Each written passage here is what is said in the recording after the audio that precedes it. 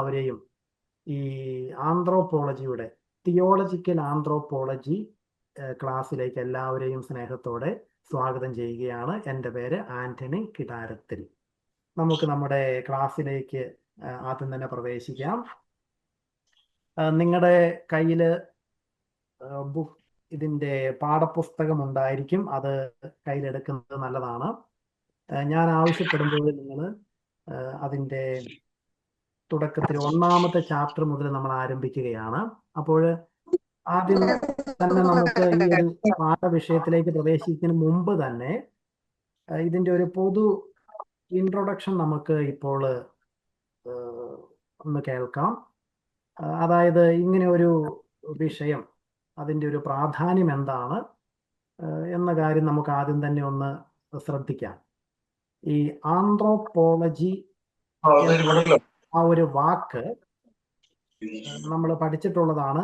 Anthropos എന്ന് പറഞ്ഞാൽ മനുഷ്യൻ, ലോഗോസ് എന്ന് പറഞ്ഞാൽ സ്റ്റഡി അല്ലെങ്കിൽ സയൻസ്. അപ്പോൾ മനുഷ്യനെ സംബന്ധിക്കുന്ന സ്റ്റഡി, ഇതാണ് ആന്ത്രോപോളജി എന്ന ആ വാക്കിന്റെ മാത്രം കൃത്യമായിട്ടുള്ള അർത്ഥം. എന്നാൽ നമ്മൾ ഇവിടെ പഠിക്കുന്നത് ക്രിസ്ത്യൻ അല്ലെങ്കിൽ തിയോളജിക്കൽ ആന്ത്രോപോളജി എന്ന വിഷയമാണ്. അപ്പോൾ അതിൻ്റെ നിർവചനം ഇത്തിരി മാറും.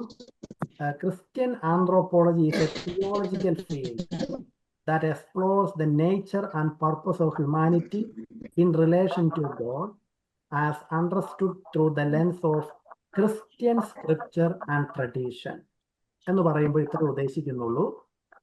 സാധാരണ സോഷ്യൽ ആന്ത്രോപോളജി എന്നൊക്കെ പറയുമ്പോൾ നമ്മൾ ഉദ്ദേശിക്കുന്നത് മനുഷ്യനെ കുറിച്ചുള്ള സ്റ്റഡി, അവൻ്റെ ചരിത്രം എന്തായിരുന്നു, കൾച്ചർ എന്തായിരുന്നു, സോഷ്യൽ സ്റ്റാറ്റസ് എന്തായിരുന്നു എന്നൊക്കെയുള്ള കാര്യങ്ങളാണ് സാധാരണയുള്ള ഒരു സോഷ്യൽ ആന്ത്രോപോളജിയിൽ വരുന്നത്.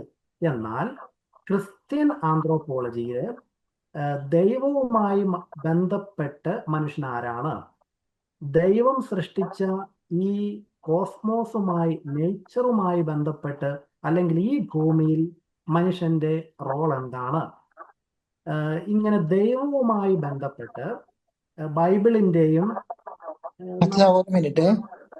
പാരമ്പര്യത്തിന്റെയും വെളിച്ചത്തിൽ മനുഷ്യനെ അവതരിപ്പിക്കുന്നതാണ് ക്രിസ്ത്യൻ ആന്ത്രോപോളജി എന്ന് പറയുന്നത്. അപ്പോൾ ഞാൻ ഒന്നുകൂടി ആ ഡെഫിനേഷൻ ഒന്ന് ആവർത്തിക്കുവാണ്. അത് ഇംഗ്ലീഷിലാണ്. ഇതിൻ്റെ എല്ലാം റെക്കോർഡിംഗ് ആയിട്ടുള്ള രൂപം നിങ്ങൾക്കുണ്ട്. അപ്പോഴത് കുഴപ്പമില്ല, നിങ്ങൾക്ക് പിന്നീട് കിട്ടും. അല്ലെങ്കിൽ ഒന്ന് ഞാൻ സാവധാനം പറയാം, പറ്റുന്നവരത് എഴുതിയെടുത്തോളുക. Christian anthropology is a theological field that explores nature and purpose of humanity in relation to God. Anthropology is a theological field that explores the nature and purpose of humanity in relation to God, as understood through the lens of Christian scripture and tradition. നമ്മുടെ ഒരു ആവർത്തിച്ച് കേൾക്കുമ്പോൾ നമുക്ക് കുറച്ചുകൂടി അതിന്റെ definition നമുക്ക് കൃത്യമായിട്ട് മനസ്സിലാവും.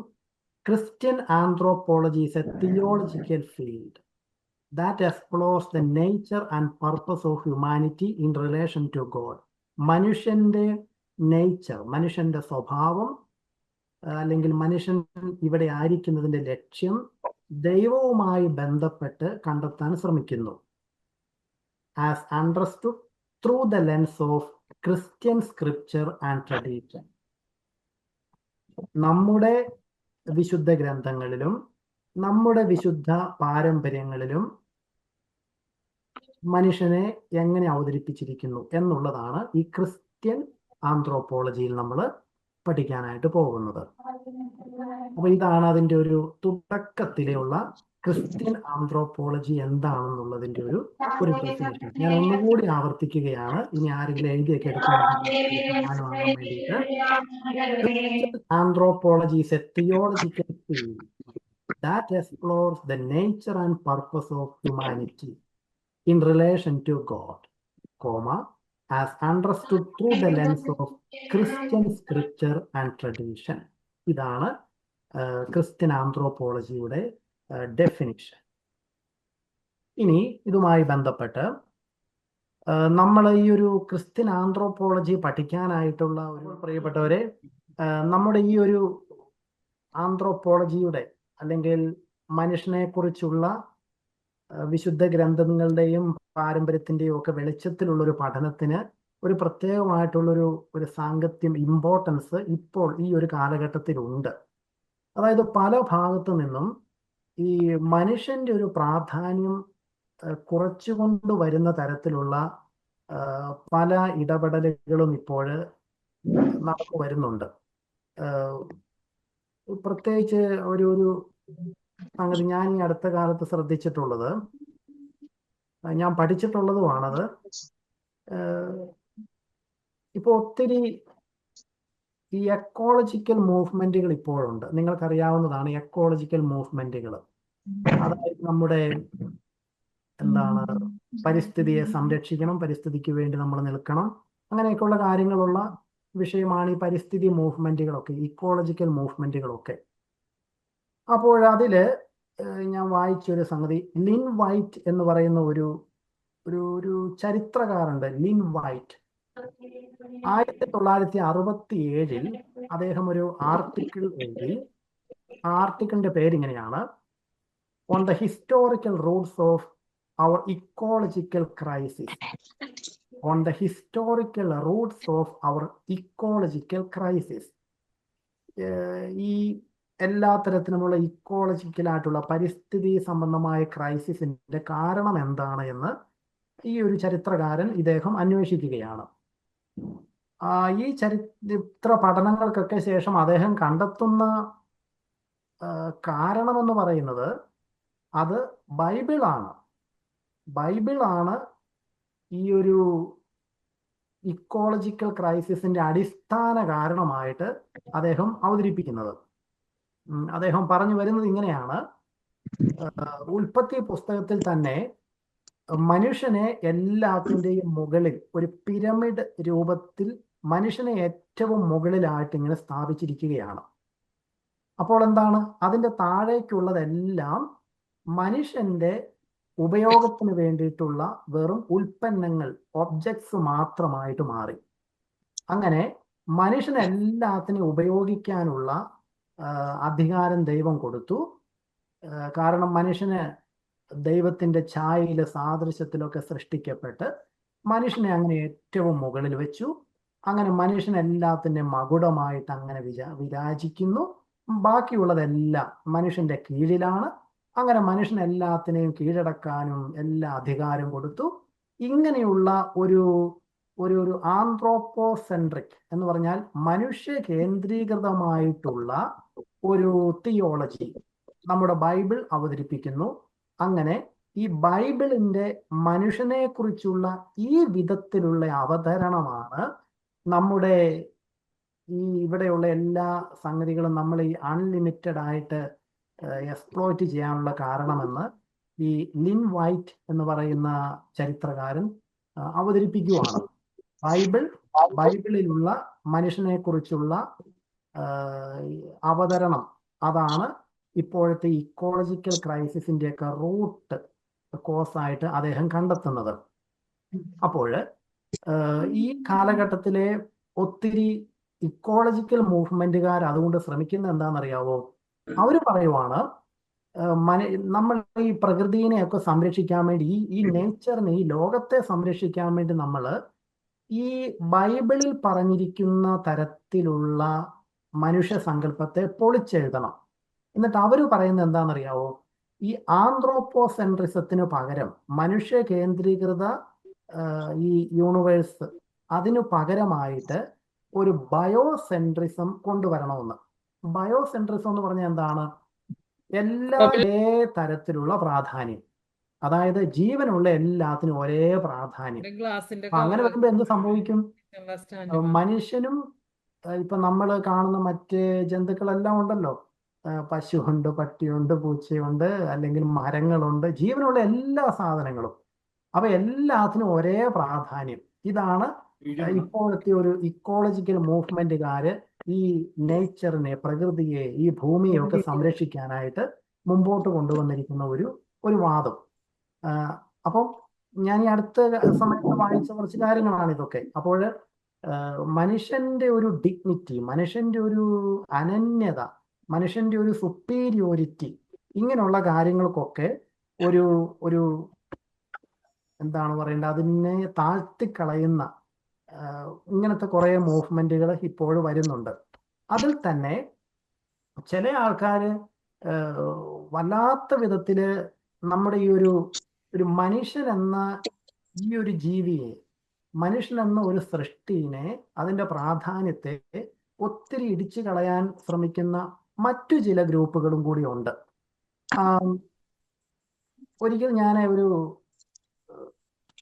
ഈ പ്രകൃതിയുമായി ബന്ധപ്പെട്ടുള്ള ഒരു ഇക്കോളജിക്കൽ സെമിനാറിൽ പങ്കെടുക്കുന്ന സമയത്ത് ഒരു വലിയ ശാസ്ത്രജ്ഞൻ, അദ്ദേഹം പറയുന്നത് ഞാൻ ശ്രദ്ധിച്ചത് ഇങ്ങനെയാണ്. അദ്ദേഹം പറയുന്നത് ഇങ്ങനെയാണ്: ഈ ഭൂമിയിൽ മറ്റേതെങ്കിലും ഒരു ജീവി ഇല്ലാതായി കഴിഞ്ഞാൽ ഈ ഭൂമിയുടെ താളം തെറ്റും.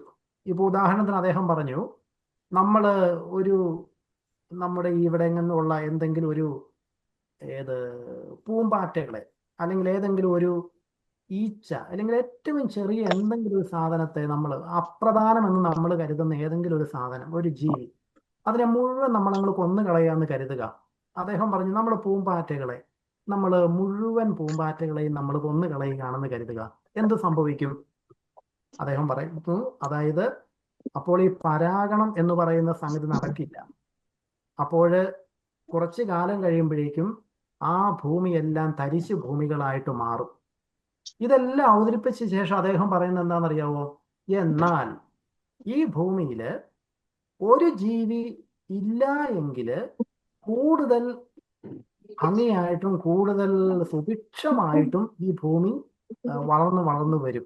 സസ്യലതാദികളൊക്കെ എല്ലായിടത്തും നിറഞ്ഞ് കവിയും. അതേത് ജീവിയാണ്? മനുഷ്യൻ.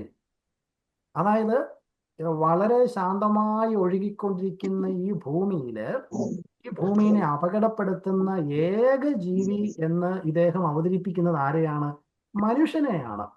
അപ്പൊ നോക്കിയേ, വീണ്ടും ഈ മനുഷ്യൻ എന്ന ഈ പ്രധാനപ്പെട്ട ഈ ഒരു സൃഷ്ടിയെ, അതിൻ്റെ ഒരു സാന്നിധ്യത്തെ, അതിൻ്റെ ഒരു എക്സിസ്റ്റൻസിനെ താഴ്ത്തിക്കളയുന്ന തരത്തിലുള്ള അവതരണങ്ങൾ. അതുപോലെ തന്നെ മറ്റൊരു വലിയൊരു എൻവയോൺമെന്റൽ ഒരു പരിസ്ഥിതി ശാസ്ത്രജ്ഞനാണ് അലൻ ഗ്രേഗ് എന്ന് പറയുന്നയാള്. അലൻ ഗ്രേഗ്, അദ്ദേഹത്തിന്റെ പുസ്തകത്തിൽ വായിച്ചത് ഇങ്ങനെയാണ്. അദ്ദേഹം മനുഷ്യനെ കുറിച്ച് പറയുന്നത് ഇതിലും ക്രൂരമായ രീതിയിലാണ് അദ്ദേഹത്തിന്റെ ഒരു അവതരണം.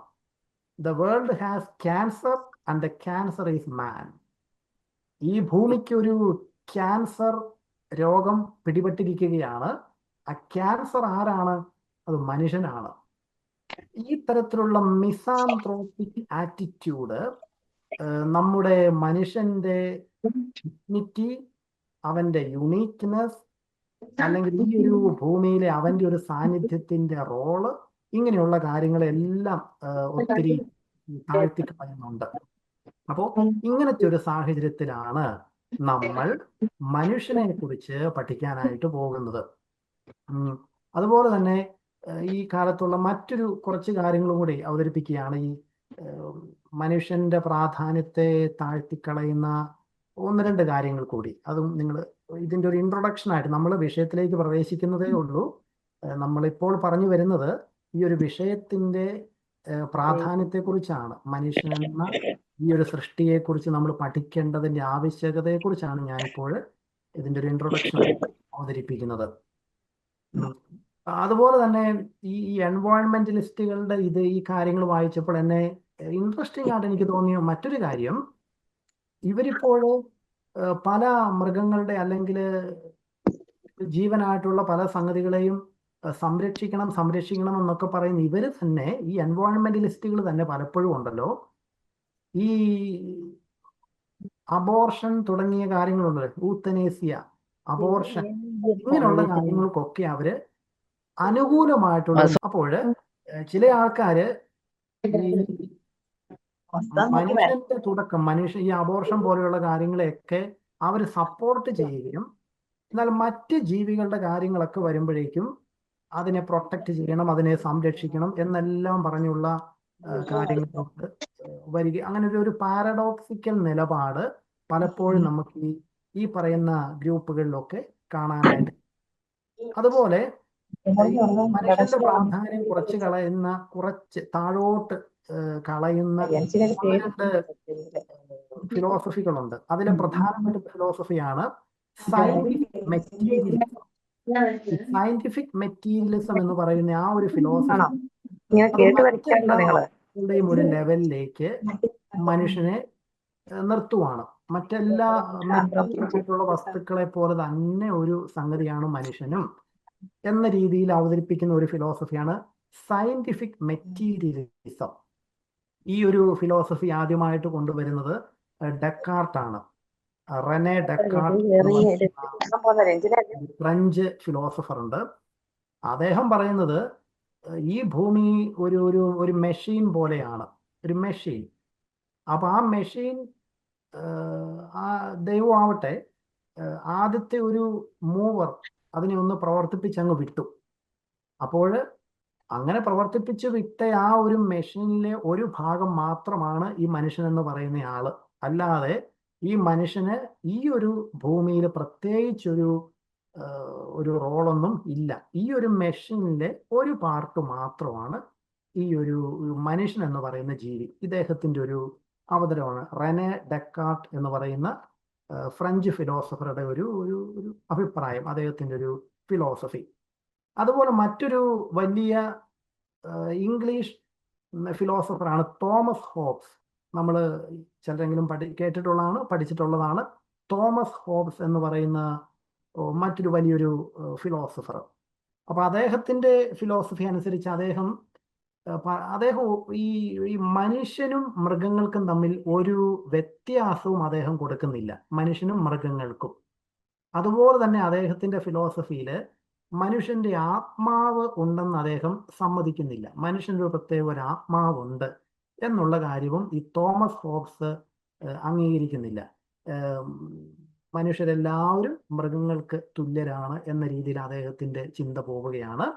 പിന്നീട് നമ്മൾ മുമ്പോട്ടേക്ക് വരുമ്പോഴേക്കും ഈ എവല്യൂഷൻ തിയറീസ് ഒക്കെ ഡാർവിനും അദ്ദേഹത്തിന്റെ ഫോളോവേഴ്സും ഒക്കെ പറയുന്നത് എങ്ങനെയാന്ന് വെച്ച് കഴിഞ്ഞാല്, ഈ നമ്മുടെ മനുഷ്യന്റെ ഈ ബിഹേവിയർ, അവന്റെ പെരുമാറ്റങ്ങൾ എന്നൊക്കെ പറയുന്നത് ഈ മറ്റ് ജീവജാലങ്ങളുടെ പെരുമാറ്റങ്ങളെക്കാളും ഒരിത്തിരി ഗ്രേഡ് കൂടിയ പെരുമാറ്റങ്ങൾ, ഇടപെടലുകൾ എന്നൊക്കെ ഉള്ളൂ.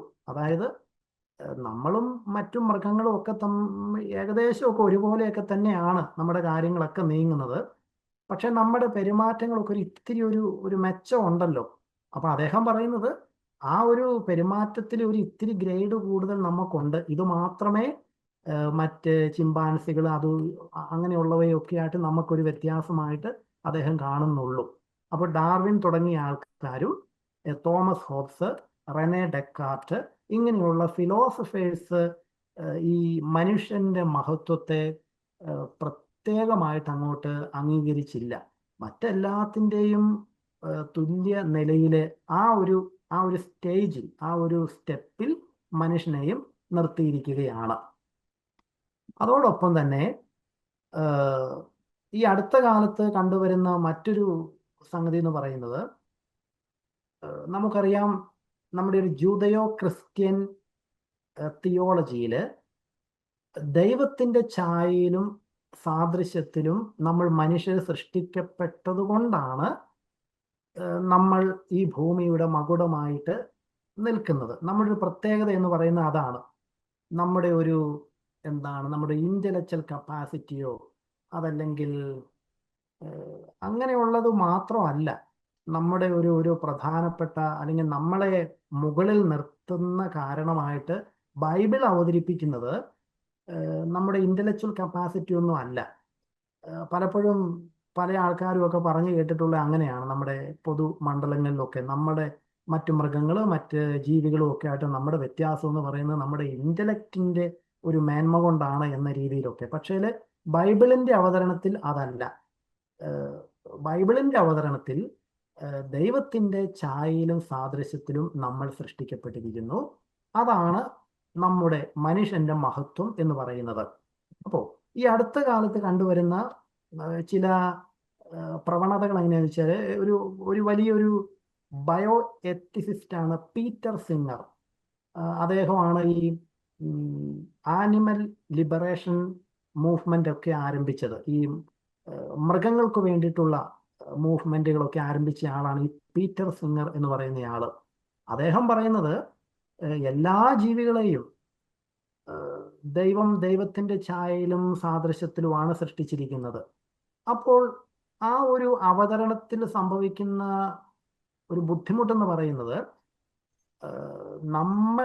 നമ്മളെ എന്താണോ, മനുഷ്യനെ എന്താണോ ഗ്രേറ്റ് ആക്കിയത്, ആ കാരണം ഇതാ മറ്റ് ജീവജാലങ്ങൾക്കും കൂടി കൊടുക്കുകയാണ്. വീണ്ടും നമ്മൾ എല്ലാ ജീവികളുടെയും അതേ സ്റ്റെപ്പിൽ തന്നെ നമ്മൾ എത്തി നിൽക്കുന്നു. അതായത് താഴത്തെ സ്റ്റെപ്പിൽ നിന്ന് എല്ലാ ജീവജാലങ്ങൾക്കും ദൈവത്തിൻ്റെ ഛായ, ദൈവത്തിൻ്റെ മുഖം കൊടുത്തു കഴിഞ്ഞപ്പോഴേക്കും അവരും കൂടി നമ്മുടെ സ്റ്റെപ്പിലോട്ട് കയറി നിന്നു. അപ്പോൾ ഇതാ വീണ്ടും എല്ലാവരും ഒരേ സ്റ്റെപ്പിലായി. ഈ അടുത്ത കാലത്ത് നിങ്ങൾ കേട്ടിട്ടുള്ളതായിരിക്കും, യൂറോപ്പിലോട്ട്, പ്രത്യേകിച്ച് ഈ സ്വിറ്റ്സർലൻഡിലൊക്കെ ഈ ഗ്രീൻ മൂവ്മെന്റുകൾ ഒത്തിരി ഉണ്ട്. അവിടെ ഇപ്പോൾ ഭരിക്കുന്നത് തന്നെ ഗ്രീൻ പാർട്ടിയാണ്. ഈ എന്താണ്, നേച്ചറുമായി ബന്ധപ്പെട്ട് ആൾക്കാർക്ക് വലിയ ഇഷ്ടമാണ് ഈ ക്ലൈമറ്റിന്റെ കാര്യങ്ങൾ, നേച്ചറിനെ സംരക്ഷിക്കുക എന്നുള്ള കാര്യങ്ങൾ, പരിസ്ഥിതി ബന്ധപ്പെട്ടുള്ള കാര്യങ്ങൾ പൊതുവെ ആ ഭാഗത്തുള്ളവർക്ക്, യൂറോപ്പിൽ പ്രത്യേകിച്ച് എല്ലാവർക്കും ഇഷ്ടമുള്ളൊരു വിഷയമാണ്. ഇപ്പോഴവിടെ ഭരിക്കുന്നത് ഗ്രീൻ പാർട്ടിയാണ്. അപ്പോൾ ഈ ഗ്രീൻ പാർട്ടി ഭരണത്തിൽ വന്ന ശേഷം അവര് ചില മൃഗങ്ങൾക്കും അല്ലെ ചില സസ്യങ്ങൾക്ക് ഈ മനുഷ്യന്റെ കോശങ്ങളോട് സാമ്യതയുണ്ട് എന്ന് പറഞ്ഞ് ആ ഒരു ചില പ്രത്യേക ജീവികൾക്ക്, ചില പ്രത്യേക സസ്യങ്ങൾക്കൊക്കെ മനുഷ്യന്റെ ഡിഗ്നിറ്റി അത് കൽപ്പിച്ചു കൊടുത്തിരിക്കുവാണ്. ആ സംഗതിയെ തൊടുന്നവർക്കോ അല്ലെങ്കിൽ അതിനെ ഉപദ്രവിക്കുന്നവർക്കോ ഒക്കെ വലിയ പണിഷ്മെന്റ് കിട്ടുന്ന വിധത്തിൽ നിയമങ്ങൾ വരെ ഉണ്ടാക്കിയിരിക്കുകയാണ്. നിങ്ങൾക്കറിയാം, ഇക്വഡോർ എന്ന് പറയുന്ന ഒരു രാജ്യം, ഇക്വഡോർ. ആ ഇക്വഡോറില് ഈവൻ വൈറസ്, ബാക്ടീരിയ, ചെറിയ ഇൻസെക്റ്റുകൾ അല്ലെങ്കിൽ ചില വലിയ മരങ്ങള്, ഇവയൊന്നും തൊടാൻ പാടില്ല. അവയ്ക്കെല്ലാം ഈ മനുഷ്യന് തുല്യമായിട്ടുള്ളൊരു പ്രാധാന്യം കൊടുത്ത് അവയെയൊക്കെ സംരക്ഷിച്ചുകൊണ്ടിരിക്കുകയാണ്. അപ്പോൾ നമ്മൾ ഈ അവതരിപ്പിച്ചു വന്ന വിഷയം എന്താണെന്ന് ചോദിച്ചു കഴിഞ്ഞാൽ, നമ്മുടെ ബൈബിളിൽ അവതരിപ്പിക്കപ്പെടുന്ന മനുഷ്യൻ ഒരിക്കലും ഈ മറ്റു മൃഗങ്ങൾക്കോ മറ്റു ജീവജാലങ്ങൾക്കോ മരങ്ങൾക്കോ ഒന്നും സമനല്ല. അതിൻ്റെ എല്ലാം മുകളിൽ നിൽക്കുന്ന, മാലാഖമാര് പോലും അത്ഭുതത്തോടെയും അസൂയോടും കൂടി വീക്ഷിക്കുന്ന ഒരു ഉയർന്ന മണ്ഡലത്തിലാണ് ബൈബിൾ മനുഷ്യനെ പ്രതിഷ്ഠിച്ചിരിക്കുന്നത്. എന്നാൽ ഈ കാലഘട്ടത്തിൽ പല വിധത്തിലുള്ള ചിന്തകൾ, ഫിലോസഫികൾ, മൂവ്മെന്റുകൾ, ഇതെല്ലാം ഈ മനുഷ്യന്റെ ഒരു ഡിഗ്നിറ്റിയെ, അവൻ്റെ ഒരു സ്പെഷ്യൽ റോളിനെ താഴ്ത്തിക്കെട്ടാൻ വേണ്ടി ശ്രമിക്കുന്നുണ്ട്. ഇങ്ങനത്തെ ഒരു സമയത്ത് ഏറ്റവും മുമ്പിൽ തന്നെ മനുഷ്യന്റെ പ്രാധാന്യത്തെ ഉയർത്തി കാണിക്കാൻ വേണ്ടി ഏറ്റവും മുമ്പിൽ തന്നെ വന്നതും നമ്മുടെ സഭയാണ്. അതിൽ തന്നെ ജോൺ പോൾ രണ്ടാമൻ മാർപ്പാപ്പയാണ് ഏറ്റവും ശക്തമായിട്ട് ഈ മനുഷ്യന്റെ പ്രാധാന്യത്തെക്കുറിച്ചൊക്കെ ഏറ്റവും നന്നായിട്ട് സംസാരിച്ചത്. അദ്ദേഹത്തിന്റെ ചെന്തേസിമൂസ് ആന്നൂസ് എന്ന് പറയുന്ന ഒരു ചാക്രിക ലേഖനമുണ്ട്, ചെന്തേസിമൂസ് ആന്നൂസ്. അതിനകത്ത് അദ്ദേഹം അവതരിപ്പിക്കുന്നത് ഇവിടുത്തെ ഈ ഇക്കോളജിക്കലോ അല്ലെങ്കിൽ പ്രകൃതിയുടെ നാശത്തിനോ അല്ലെങ്കിൽ ഈ കോസ്മോസിന്റെ വിഷയങ്ങൾക്കോ ഒന്നും കാരണമായിട്ട് പ്രധാനമായിട്ടും ചൂണ്ടിക്കാണിക്കേണ്ടത് ഈ മനുഷ്യനെ അല്ല.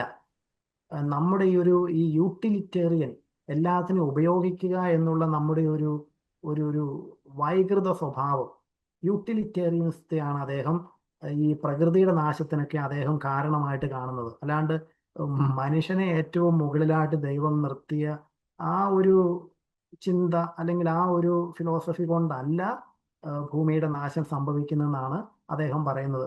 അതുപോലെ തന്നെ അദ്ദേഹം പറയുന്നുണ്ട്, ഈ പ്രകൃതി എല്ലാം ഒരു ദൈവത്തിന്റെ സമ്മാനമെന്ന് എല്ലാവരും പറയുന്നു ഈ മനുഷ്യനും ഒരു വലിയ സമ്മാനമാണ് ദൈവത്തിൻ്റെ. അപ്പോൾ ഈ മനുഷ്യനെയും പ്രൊട്ടക്റ്റ് ചെയ്യാനുള്ള ഒരു വലിയൊരു കടമ ഈ ലോകത്തിനുണ്ടെന്ന് അദ്ദേഹം ആവർത്തിക്കുന്നുണ്ട്. അദ്ദേഹമാണ് ആദ്യമായിട്ട് ഈ ഇക്കോളജിക്കൽ മൂവ്മെന്റുകാരോട് പറഞ്ഞത്, ഈ ഇക്കോളജി എന്ന പരിസ്ഥിതി ശാസ്ത്രത്തിൽ മാത്രം നിങ്ങൾ ഒതുങ്ങി നിൽക്കരുത്, ഹ്യൂമൻ ഇക്കോളജി എന്നൊരു വിഷയം കൊണ്ടുവരുന്നത് ഈ ജോൺ പോൾ രണ്ടാമൻ മാർപ്പാപ്പയാണ്. ഹ്യൂമൻ ഇക്കോളജി എന്ന് പറഞ്ഞു കഴിഞ്ഞാൽ ഈ പ്രകൃതിയും സംരക്ഷിക്കപ്പെടണം, പരിസ്ഥിതിയൊക്കെ സംരക്ഷിക്കപ്പെടണം, ഒപ്പം മനുഷ്യനും സംരക്ഷിക്കപ്പെടണം. മനുഷ്യനെ മറന്നുകൊണ്ടുള്ള, മനുഷ്യന്റെ ഡിഗ്നിറ്റിയെ മാറ്റി നിർത്തിക്കൊണ്ടുള്ള ഒരു തരത്തിലുള്ള മൂവ്മെന്റുകളോടും കാത്തലിക് ചർച്ച് അനുകൂലമല്ല എന്ന് വളരെ കൃത്യമായിട്ട് ഈ ചെന്തേസിമോസ് ആനൂസ് എന്നുള്ള ചാക്രിക ലേഖനത്തിൽ മാർപ്പാപ്പ പറയുന്നുണ്ട്. അതുപോലെ തന്നെ മനുഷ്യനെ കുറച്ചുകൂടി മനുഷ്യന്റെ പ്രാധാന്യത്തെ എടുത്ത് കാണിച്ച മറ്റൊരാളെന്ന് പറയുന്നത് ബെനഡിക്റ്റ് 16 മാർപ്പാപ്പയാണ്. അദ്ദേഹത്തിന്റെ കാരിത്താസ് ഇൻ വെരിത്താത്തെ നമ്മളെല്ലാം വായിച്ചിട്ടുള്ള, കുറച്ചു കാലം മുമ്പ് നമ്മളെല്ലാം, അത് മലയാളത്തിലൊക്കെ ഇതിന്റെ ഉള്ളതാണ്, കാരിത്താസ് ഇൻ വെരിത്താത്തെ. അപ്പോൾ അതിനകത്തും ബെനഡിക്റ്റ് 16 മാർപ്പാപ്പായും ഈ മനുഷ്യന്റെ ഒരു പ്രാധാന്യത്തെക്കുറിച്ച് ശക്തമായ ഭാഷയിൽ സംസാരിക്കുകയും ഹ്യൂമൻ ഇക്കോളജി, മനുഷ്യ കേന്ദ്രിതമായിട്ടുള്ള പരിസ്ഥിതി സംരക്ഷണം എന്നുള്ള ആശയം അദ്ദേഹവും നന്നായിട്ട് അവതരിപ്പിക്കുന്നുണ്ട്. ഇങ്ങനെ ഞാൻ അവതരിപ്പിച്ച് വന്ന ഒരു ഇൻട്രൊഡക്ഷൻ ആയിട്ട് ഞാൻ ഈ അവതരിപ്പിച്ച് വന്ന കാര്യം എന്താണെന്ന് വെച്ച് കഴിഞ്ഞാൽ, ഇപ്പോൾ ഈ ഒരു കാലഘട്ടത്തിൽ മനുഷ്യൻ എന്ന ഈ ഒരു മഹനീയമായിട്ടുള്ള സൃഷ്ടിയുടെ പ്രാധാന്യം കുറച്ച് കളയുന്ന തരത്തിലുള്ള പല മൂവ്മെന്റുകളുമുണ്ട്. ആ ഫിലോസഫികളെ, ആ ഒരു മൂവ്മെന്റുകളെയൊക്കെ സഭ നിരാകരിക്കുന്നു. സഭ എപ്പോഴും ബൈബിളിന്റെ പ്രധാന ആശയമായ എല്ലാത്തിൻ്റെയും മകുടമായിട്ട് തന്നെ മനുഷ്യനെ ഇപ്പോഴും കാണുന്നു. മനുഷ്യന് ദൈവം നൽകിയിരിക്കുന്ന, ദൈവം സമ്മാനം പോലെ നൽകിയിരിക്കുന്ന ദൈവത്തിൻ്റെ ഛായയിൽ, ദൈവത്തിൻ്റെ രൂപത്തിൽ സൃഷ്ടിച്ചിരിക്കുന്ന മനുഷ്യനെ ആ മുകളിൽ തന്നെ ഇപ്പോഴും സഭ കരുതുന്നു. ഇതാണ് ആദ്യം തന്നെ ഇൻട്രൊഡക്ഷൻ ആയിട്ട് എനിക്ക് നിങ്ങളോട് അവതരിപ്പിക്കാനുള്ള കാര്യം. ഇനി നമ്മൾ നമ്മുടെ ഈ ഒരു വിഷയത്തിലോട്ട് തന്നെ നേരിട്ട് പ്രവേശിക്കുകയാണ്. നമ്മൾ ആദ്യം തന്നെ ഞാൻ ഇതിൻ്റെ ഒരു ഇൻട്രൊഡക്ഷൻ, ഒരു നിർവചനം നിങ്ങളോട് പറഞ്ഞിരുന്നു. Christian anthropology is the study of humanity from a Christian perspective, exploring what it means to be human in relation to God and the world. It examines questions about human nature, purpose, and destiny, drawing on biblical teachings and theological reflections. ഇത് നമ്മുടെ ആദ്യത്തെ ആ ഒരു നിർവചനത്തിലെ കാര്യങ്ങളാണ് ഞാൻ പറഞ്ഞ കാര്യങ്ങൾ. ഒരു ബൈബിളിൻ്റെയും നമ്മുടെ ട്രഡീഷൻസിൻ്റെയും ലെൻസിൽ, ആ ഒരു കാഴ്ചപ്പാടിൽ നിന്നുകൊണ്ട് മനുഷ്യനെ നോക്കിക്കാണാനായിട്ട് നമ്മൾ ശ്രമിക്കുകയാണ്. ഞാൻ ആദ്യം തന്നെ സൂചിപ്പിച്ചു, നമ്മുടെ സഭ, കാത്തലിക് ചർച്ച്, ഈ പൊതു മൂവ്മെന്റുകൾ കാണുന്നത് പോലെ അല്ല മനുഷ്യനെ കാണുന്നത്. ബൈബിളിൽ എന്താണോ മനുഷ്യനെ അവതരിപ്പിച്ചിരിക്കുന്നത് ആ രീതിയാണ്, ആ തിയോളജിയാണ് ഇപ്പോഴും തുടർന്നുകൊണ്ടിരിക്കുന്നത്. നമ്മൾ ഈ ഒരു ആന്ത്രോപോളജി സബ്ജക്റ്റിൽ നമ്മൾ പ്രധാനമായിട്ടും കാണാനായിട്ട് പോകുന്നത് ഒരു 4-5 കാര്യങ്ങളാണ്. ഒന്നാമത്തെ കാര്യം എന്ന് പറയുന്നത് ഹ്യൂമൻ നേച്ചർ. ഹ്യൂമൻ നേച്ചർ എന്നുകൊണ്ട് ഉദ്ദേശിക്കുന്നത് മനുഷ്യന്റെ സ്വഭാവം എന്ന് മലയാളത്തിൽ അതിനെ നമുക്ക് പറയാനായിട്ട് കഴിയും. അതിൽ നമ്മൾ പ്രധാനമായിട്ടും പഠിക്കുന്ന ഒരു പ്രധാന ആസ്പെക്റ്റ്, ഒരു പ്രധാന സബ്ജക്റ്റ് എന്ന് പറയുന്നത് image of God in man. ദൈവത്തിൻ്റെ ഛായയിൽ, ദൈവത്തിൻ്റെ രൂപത്തിൽ സൃഷ്ടിക്കപ്പെട്ടിരിക്കുന്നുള്ള ആ ഒരു ഇതുണ്ടല്ലോ, ഇമേജ് ഓഫ് ഗോഡ് എന്ന് പറയുന്ന അത് മനുഷ്യന്റെ മാത്രം ഒരു പ്രത്യേകതയാണ്. എന്താണ് ഈ ഇമേജ് ഓഫ് ഗോഡ് എന്ന് പറഞ്ഞാൽ? ലാറ്റിനിൽ അത് ഉപയോഗിക്കുന്നത് ഇമാഗോ ദൈ, ഇമേജ് ഓഫ് ഗോഡ്. അപ്പം എന്താണ് അതുകൊണ്ട് ഉദ്ദേശിക്കുന്നത് എന്ന് ഉള്ളതാണ് ഒന്നാമത്തെ ഒരു സബ്ജക്റ്റ്. രണ്ടാമതായിട്ട് നമ്മൾ പഠിക്കാൻ പോകുന്ന കേസ് ഹ്യൂമൻ പർപ്പസ്. നമ്മൾ എന്തിനു വേണ്ടിയാണ് ഇവിടെ നമ്മളെ സൃഷ്ടിച്ച് നമ്മളെ നമ്മളെ പരിപാലിച്ച് വളർത്തിക്കൊണ്ടുവരുന്നത്? എന്തിനായിരുന്നു നമ്മുടെ ഒരു സൃഷ്ടി? Human purpose in this universe. ഇതാണ് രണ്ടാമത്തെ ഒരു പ്രധാന സബ്ജക്റ്റ്. മൂന്നാമത്തെ ഒരു പ്രധാന വിഷയമായിട്ട് നമ്മൾ ഈ ഒരു ഇതിൽ അവതരിപ്പിക്കാൻ പോകുന്ന കാര്യം ഹ്യൂമൻ ഡെസ്റ്റിനി. അതായത് നമ്മൾ എവിടേക്കാണ് സഞ്ചരിക്കുന്നത് എന്നുള്ള ഒരു, അല്ലെങ്കിൽ നമ്മളെക്കുറിച്ചുള്ള ദൈവത്തിൻ്റെ പദ്ധതി, അതിൻ്റെ പൂർണ്ണത, അതിൻ്റെ ഒരു സാക്ഷാത്കാരം, അത് ഏതൊരു കാര്യത്തിലാണ് എത്തി നിൽക്കുന്നത്? ഹ്യൂമൻ ഡെസ്റ്റിനി എന്നുള്ളൊരു വിഷയം. അതുപോലെ തന്നെ മറ്റൊരു പ്രധാന സബ്ജക്റ്റ് എന്ന് പറയുന്നത് ബോഡി, സോൾ ആൻഡ് സ്പിരിറ്റ്. നമ്മൾ പലപ്പോഴും കേട്ടിട്ടുള്ളതാണ്, മനുഷ്യൻ എന്ന് പറഞ്ഞു കഴിഞ്ഞാൽ ഒരു ബോഡി മാത്രമല്ല, നമുക്ക് ഒരാത്മാവുണ്ട്, നമുക്കൊരു സ്പിരിറ്റ് ഉണ്ട്. ഇങ്ങനെയുള്ള കാര്യങ്ങളുടെയൊക്കെ ഒരു യൂണിറ്റിയാണ് മനുഷ്യൻ എന്ന് പറയുന്നത്. അപ്പോൾ ബോഡി, സോൾ ആൻഡ് സ്പിരിറ്റ്, ഈ കാര്യങ്ങളെക്കുറിച്ച് നമ്മൾ സംസാരിക്കും. മറ്റൊരു പ്രധാനപ്പെട്ട വിഷയം എന്ന് പറഞ്ഞാൽ സിൻ ആൻഡ് ഗ്രേസ്. നമുക്കറിയാം, ഇതെല്ലാം സൃഷ്ടിച്ച ദൈവം സന്തോഷത്തോടെ ഇരിക്കുന്ന സമയത്ത് നമ്മളെക്കുറിച്ച് വലിയ പ്രതീക്ഷയോടെ നമ്മുടെ ഡെസ്റ്റിനി, നമ്മുടെ കാര്യങ്ങളെക്കുറിച്ചൊക്കെ ദൈവം വലിയ അഭിമാനത്തോടെ സന്തോഷത്തോടെ ഇരിക്കുന്ന സമയത്താണ് ആദം പാപം ചെയ്ത് താഴേക്ക് വീണു പോയത്. പക്ഷേ ദൈവത്തിൻ്റെ ഗ്രേസ് വീണ്ടും നമ്മളെ ഉയർത്തിക്കൊണ്ടുവരുന്നു. ആ ഒരു ഭാഗങ്ങളിലൊക്കെയാണ് നമ്മുടെ ഒറിജിനൽ സിൻ, അതെല്ലാവർക്കും ഇങ്ങനെ ഹെറിഡിറ്ററി ഇങ്ങനെ പകർന്ന് കിട്ടുന്നുണ്ടോ എന്നൊക്കെയുള്ള കാര്യങ്ങളെക്കുറിച്ച് നമ്മൾ ചർച്ച ചെയ്യും. അതുപോലെ മനുഷ്യനും നേച്ചർ, മറ്റുള്ള ജീവികളും ഒക്കെ ആയിട്ടുള്ള ബന്ധങ്ങളെക്കുറിച്ച് നമ്മൾ പഠിക്കും. അതുപോലെ ഈ വീണുപോയ മനുഷ്യനെ എങ്ങനെ നമ്മൾ മറ്റൊരു മനുഷ്യ അവതാരത്താൽ, ക്രിസ്തുവിൻ്റെ മനുഷ്യാവതാരത്താൽ രക്ഷിക്കപ്പെട്ടു. ഇത്രയും കാര്യങ്ങളാണ് നമ്മൾ നമ്മുടെ ഒരു ആന്ത്രോപോളജി, ക്രിസ്ത്യൻ ആന്ത്രോപോളജി വിഷയത്തിൽ നമ്മുടെ ഇതിനകത്ത് വരുന്ന പ്രധാനപ്പെട്ട കാര്യങ്ങൾ. അങ്ങനെ അപ്പോൾ ഇത് ഇത്രയുമാണ് ഈ ഒരു തുടക്കം എന്ന നിലയിൽ, ഇൻട്രൊഡക്ഷൻ എന്ന നിലയിൽ ഞാൻ അവതരിപ്പിക്കാൻ ആഗ്രഹിക്കുന്നത്. ഇനി നിങ്ങൾ ദയവായിട്ട് നിങ്ങളുടെ പുസ്തകം എടുക്കുവാണെങ്കിൽ നല്ലതായിരുന്നു. നിങ്ങളുടെ കയ്യിൽ നിങ്ങളുടെ ഈ ഒരു പുസ്തകം നിങ്ങൾ കാണുന്നുണ്ടായിരിക്കും. മനുഷ്യ ദർശനം ദൈവശാസ്ത്ര വീക്ഷണത്തിൽ, നമ്മുടെ ആൽഫ തിയോളജിക്കൽ ഇൻസ്റ്റിറ്റ്യൂട്ട് നമുക്ക് വേണ്ടി തന്നിരിക്കുന്ന പാഠപുസ്തകമാണിത്. നമ്പർ 8, മനുഷ്യ ദർശനം ദൈവശാസ്ത്ര വീക്ഷണത്തിൽ എന്നുള്ള പുസ്തകം നമുക്ക് പാഠപുസ്തകമായിട്ട് നമുക്ക് നൽകിയിട്ടുണ്ട്. നമ്മൾ കുറച്ചെങ്കിലും ഈ പുസ്തകത്തിൽ നിന്ന് തന്നെ പഠിക്കണമല്ലോ നമ്മൾ, അല്ലെങ്കിൽ പൊതുവിഷയങ്ങളായിട്ട് നമ്മൾ മാറി മാറി പോകും. നമ്മുടെ പരീക്ഷയ്ക്കുള്ള ചോദ്യങ്ങളും കാര്യങ്ങളും ഒക്കെ നമ്മുടെ പുസ്തകത്തിൽ നിന്നുമാണല്ലോ വരുന്നതും കൂടി. അപ്പോൾ ഇപ്പോൾ ഞാൻ അവതരിപ്പിച്ച കാര്യങ്ങളൊക്കെ ഒരു ഇൻട്രൊഡക്ഷൻ ലെവലിൽ നിൽക്കുന്ന കാര്യങ്ങളാണ്. എന്തുകൊണ്ട് നമ്മളൊരു ക്രിസ്തീയ മനുഷ്യ ദർശനം അത് പഠിക്കണം ഈ ഒരു കാലഘട്ടത്തിൽ എന്ന് ഞാൻ അവതരിപ്പിക്കുമായിരുന്നു ആദ്യത്തെ ഒരു കുറച്ച് സമയത്ത്. ഇനി നമ്മൾ നമ്മുടെ പുസ്തകത്തിലോട്ട് തന്നെ വരികയാണ്.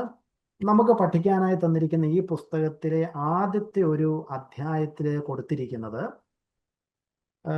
നമ്മുടെ കത്തോലിക്ക സഭയുടെ മതബോധന ഗ്രന്ഥത്തിൽ 279 മുതൽ 412 വരെയുള്ള നമ്പറുകളിൽ മനുഷ്യനെ കുറിച്ചുള്ള കത്തോലിക്ക സഭയുടെ വീക്ഷണം അവതരിപ്പിച്ചിട്ടുണ്ട്. നമുക്കറിയാം, നമ്മുടെ സഭ എല്ലാവർക്കും വേണ്ടി, ഈ ഭൂമിയിലെ എല്ലാ ക്രൈസ്തവർക്കും വേണ്ടിയിട്ട് എഴുതിയിരിക്കുന്ന പുസ്തകമാണല്ലോ കത്തോലിക്ക സഭയുടെ മതബോധന ഗ്രന്ഥം. അപ്പോൾ അതിലെ വാക്കുകൾ അല്ലെങ്കിൽ ഓരോ ഖണ്ഡികകൾ പെട്ടെന്നങ്ങ് വായിച്ചാൽ നമുക്കങ്ങോട്ട് മനസ്സിലാവില്ല. നമുക്കറിയാം, മാർപ്പാപ്പമാരുടെ ആണെങ്കിലും ചാക്രിക ലേഖനങ്ങളൊക്കെ നമുക്കത് പെട്ടെന്ന് വായിക്കുമ്പോഴേക്കും അതങ്ങ് നമുക്ക് മനസ്സിലാകുന്നില്ല. കാരണം അത് ഇത്തിരി നല്ല സോഫിസ്റ്റിക്കേറ്റഡ് ലാംഗ്വേജിൽ ഈ മുഴുവൻ കോടിക്കണക്കിന് ക്രിസ്ത്യാനികൾക്ക് വേണ്ടിയിട്ടായിട്ട് അയക്കുന്ന ലേഖനങ്ങളായതുകൊണ്ടാണ് അതങ്ങനെ. അപ്പോൾ ഈ ഒരു പുസ്തകത്തിലും ആദ്യത്തെ ഒരു ചാപ്റ്റർ മുഴുവനും നമ്മുടെ കത്തോലിക്ക സഭയുടെ മതബോധന ഗ്രന്ഥത്തിലെ കാര്യങ്ങൾ, എങ്ങനെ മനുഷ്യനെ തിരുസഭ കാണുന്നു എന്നുള്ളതാണ് അവതരിപ്പിച്ചു വരുന്നത്. അതിൽ ആദ്യത്തെ കുറച്ച് പാരഗ്രാഫുകൾ സൃഷ്ടാവായ ദൈവത്തെക്കുറിച്ചാണ്. അതായത് ഇതിൻ്റെ ഒരു അവതരണം ഇങ്ങനെയാണ്, ശ്രദ്ധിച്ച് കേൾക്കുക. ആദ്യം സൃഷ്ടാവായ ദൈവത്തെക്കുറിച്ച് അവതരിപ്പിക്കുന്നു. ആ സൃഷ്ടാവായ ദൈവത്തെക്കുറിച്ച് അവതരിപ്പിച്ച ശേഷം സൃഷ്ടാവിൻ്റെ സൃഷ്ടിയെക്കുറിച്ചും ഈ സൃഷ്ടിയുടെ പ്രത്യേകതകളെക്കുറിച്ചും ഒക്കെ അവതരിപ്പിക്കുന്നു. മൂന്നാമതായിട്ടാണ് സൃഷ്ടിയുടെ മകുടമായിട്ട് സൃഷ്ടിക്കപ്പെട്ട മനുഷ്യനെക്കുറിച്ചുള്ള അവതരണം വരുന്നത്. അപ്പോൾ ആദ്യമായിട്ട് സൃഷ്ടാവിനെ കുറിച്ചുള്ള ആ ഒരു അവതരണത്തിലേക്ക് നമുക്കിപ്പോൾ പ്രവേശിക്കാം. 279 പാരഗ്രാഫ് നമ്പറിൽ പറയുന്ന ഇങ്ങനെയാണ്: ആദിയിൽ ദൈവം ആകാശവും ഭൂമിയും സൃഷ്ടിച്ചു. ഈ സുപ്രധാന പ്രസ്താവനയോടെയാണ് വിശുദ്ധ ഗ്രന്ഥം ആരംഭിക്കുന്നത്. സർവശക്തനും പിതാവുമായ ദൈവം ആകാശത്തിൻ്റെയും ഭൂമിയുടെയും ദൃശ്യവും അദൃശ്യവുമായ സകലത്തിൻ്റെയും സൃഷ്ടാവാണെന്ന് വിശ്വാസ പ്രഖ്യാപനത്തിൽ ഏറ്റുപറയുമ്പോൾ നാം മേൽപ്പറഞ്ഞ വാക്യം തന്നെ ഉദ്ധരിക്കുകയാണ്. നാം ആദ്യം സൃഷ്ടാവിനെക്കുറിച്ചും പിന്നീട് സൃഷ്ടിയെക്കുറിച്ചും ഒടുവിൽ പാപത്തിലേക്കുള്ള വീഴ്ചയെക്കുറിച്ചുമാണ് പ്രതിപാദിക്കുന്നത്. പാപത്തിൽ നമ്മെ മോചിപ്പിക്കുന്നതിനാണ് ദൈവപുത്രനായ യേശു ക്രിസ്തു ആഗതനായത്. ഇവിടെ നമ്മൾ മനസ്സിലാക്കേണ്ട ഒരു കാര്യം, ഈ ഒരു ഒന്നാമത്തെ പാരഗ്രാഫിൽ തന്നെ പറയുന്ന ഒരു കാര്യം വളരെ പ്രധാനപ്പെട്ടതാണ്. ആദിയിൽ ദൈവം ആകാശവും ഭൂമിയും സൃഷ്ടിച്ചു. ഈ ഒരു വാക്യം വളരെ പ്രധാനപ്പെട്ടതാണ്. ആദിയിൽ എന്ന് പറയുമ്പോഴേക്കും ഉദ്ദേശിക്കുന്നത് ഒരു ടൈമുണ്ട്, ഒരു അനന്തമായിട്ടുള്ള സമയത്തല്ല, ഒരു പർട്ടിക്കുലർ ടൈമിൽ ഈ പ്രപഞ്ചത്തിൻ്റെ അല്ലെങ്കിൽ ഈ ഒരു ചരിത്രത്തിൻ്റെ ഒരു പ്രത്യേക ടൈമിൽ, ആദിയിൽ ഒരു സമയത്ത് ദൈവം ആകാശവും ഭൂമിയും സൃഷ്ടിച്ചു. അപ്പോൾ ഈ സൃഷ്ടിക്കപ്പെട്ട ഭൂമിക്ക് അല്ലെങ്കിൽ ഈ ഒരു കോസ്മോസിന്, ഈ ഒരു യൂണിവേഴ്സിന് ഒരു തുടക്കം ഉണ്ട്, ഒരു ടൈം, ഒരു ബിഗിനിങ് ഉണ്ട്. നമ്മൾ ഇംഗ്ലീഷ് പുസ്തകത്തിൽ അത് വായിക്കുന്ന എങ്ങനെയാണ്? ഇൻ ദ ബിഗിനിങ്, തുടക്കത്തിൽ, ആദിയിൽ. അപ്പോൾ ഈ ഒരു സൃഷ്ടിക്ക് ഒരു തുടക്ക ടൈം ഉണ്ട്. ആരാണിത് സൃഷ്ടിച്ചത്? അങ്ങനെ ഒരു തുടക്കമില്ലാത്തവൻ. ഈ സൃഷ്ടാവിന് ഒരു ടൈം ബൗണ്ട് അല്ല. നമ്മുടെ സൃഷ്ടാവ് എന്ന് പറയുന്ന ആള്, ദൈവം, ഒരു ടൈം ബൗണ്ടഡ് ആയിട്ടുള്ള ആളല്ല, സമയമില്ലാത്തവനാണ് ദൈവം. എന്നാൽ സൃഷ്ടിക്ക് ഒരു സമയം ഉണ്ട്, ഒരു പർട്ടിക്കുലർ ടൈമിലാണ് സൃഷ്ടി ആരംഭിക്കുന്നത്. ഇനി ആകാശവും ഭൂമിയും സൃഷ്ടിച്ചു, അതിന് ആ ഒരു വാക്യത്തിന് വലിയ പ്രാധാന്യം ഉണ്ടെന്നുള്ള കാര്യം നിങ്ങൾ ഓർക്കണം. ഈ ഒരു നമ്മുടെ ബൈബിൾ രചന എന്ന് പറയുന്നത് നിങ്ങൾ പഠിച്ചിട്ടൊക്കെ ഉള്ളത് തന്നെയാണ് ഈ അവതരിപ്പിക്കുന്നത്. BC 1200 AD 200 മധ്യത്തിലാണ് ഈ ബൈബിൾ, സമ്പൂർണ്ണ ബൈബിൾ എന്നുള്ള നമ്മുടെ ഈ വിശുദ്ധ ഗ്രന്ഥം രചിക്കപ്പെട്ടത്. BC 1200 AD 200 ഉള്ളിലുള്ള, എന്ന് പറഞ്ഞാൽ എത്ര വർഷങ്ങളാണ്? 1400 വർഷങ്ങൾ കൊണ്ട് ഉരുത്തിരിഞ്ഞു വന്ന ഒരു പുസ്തകമാണ്, വിശുദ്ധ ഗ്രന്ഥമാണ് നമ്മുടെ കയ്യിലിരിക്കുന്നത്. അപ്പോൾ ഈ ഒരു വിശുദ്ധ ഗ്രന്ഥത്തിന്റെ ആദ്യ കാലഘട്ടങ്ങളിലെ ആ രചനാ കാലഘട്ടത്തില് എന്ന് പറഞ്ഞു കഴിഞ്ഞാൽ ക്രിസ്തുവിനും 1200 കൊല്ലങ്ങൾക്കൊക്കെ മുൻപേ, ആ സമയത്ത് പൊതുവെ എല്ലായിടത്തും ഉണ്ടായിരുന്നത് എന്തായിരുന്നു? ഈ പോളിതെയിസം ആയിരുന്നു. എന്ന് പറഞ്ഞാൽ ബഹുദൈവ വിശ്വാസങ്ങളും ബഹുദൈവ ആരാധനകളും കാര്യങ്ങളൊക്കെയാണ് എല്ലായിടത്തും ഉണ്ടായിരുന്ന ഒരു ഒരു ആരാധനാ രീതികളൊക്കെ, മതങ്ങളൊക്കെ പോളിതെയിസ്റ്റിക് ആയിരുന്നു.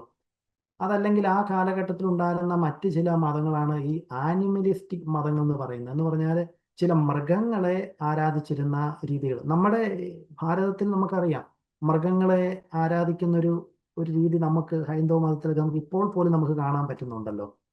അതുപോലെ തന്നെ ആ കാലഘട്ടങ്ങളിൽ ഈ സൂര്യനെയൊക്കെ ആരാധിക്കുന്ന ഹീലിയോപോളിസ് എന്ന് പറയുന്ന ഈജിപ്തിലെ വലിയ നഗരങ്ങളുടെ പേര് പോലും അതാണ്, ഹീലിയോപോളിസ് എന്നൊക്കെ പറയുന്ന നഗരങ്ങൾ.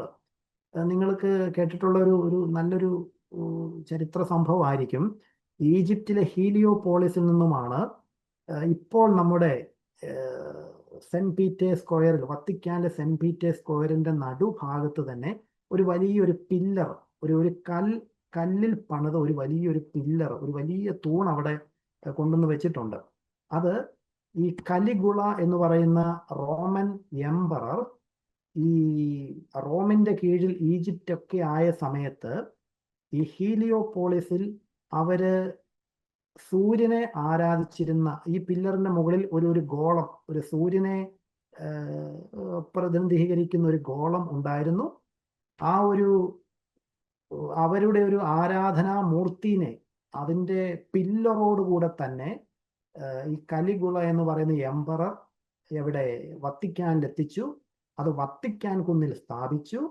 പിന്നീട് ആ വത്തിക്കാൻ കുന്നിലാണ് ഈ കലിഗുള, ഡയോക്ലിഷ്യൻ, ഡൊമീഷ്യൻ, ഈ എംപറർമാരുടെ ഒക്കെ കാലഘട്ടങ്ങളിൽ ഒരുപാട് ക്രിസ്ത്യാനികൾ മരിച്ചു പോയത്. അതായത് ഈ ഒരു മൂർത്തിയുടെ അല്ലെങ്കിൽ ഈ ഒരു പില്ലറിന്റെ വശങ്ങളിൽ ആ ഭാഗത്തൊക്കെയാണ് ഒരുപാട് ക്രിസ്ത്യാനികൾ രക്തസാക്ഷികളായി കഴിഞ്ഞത്.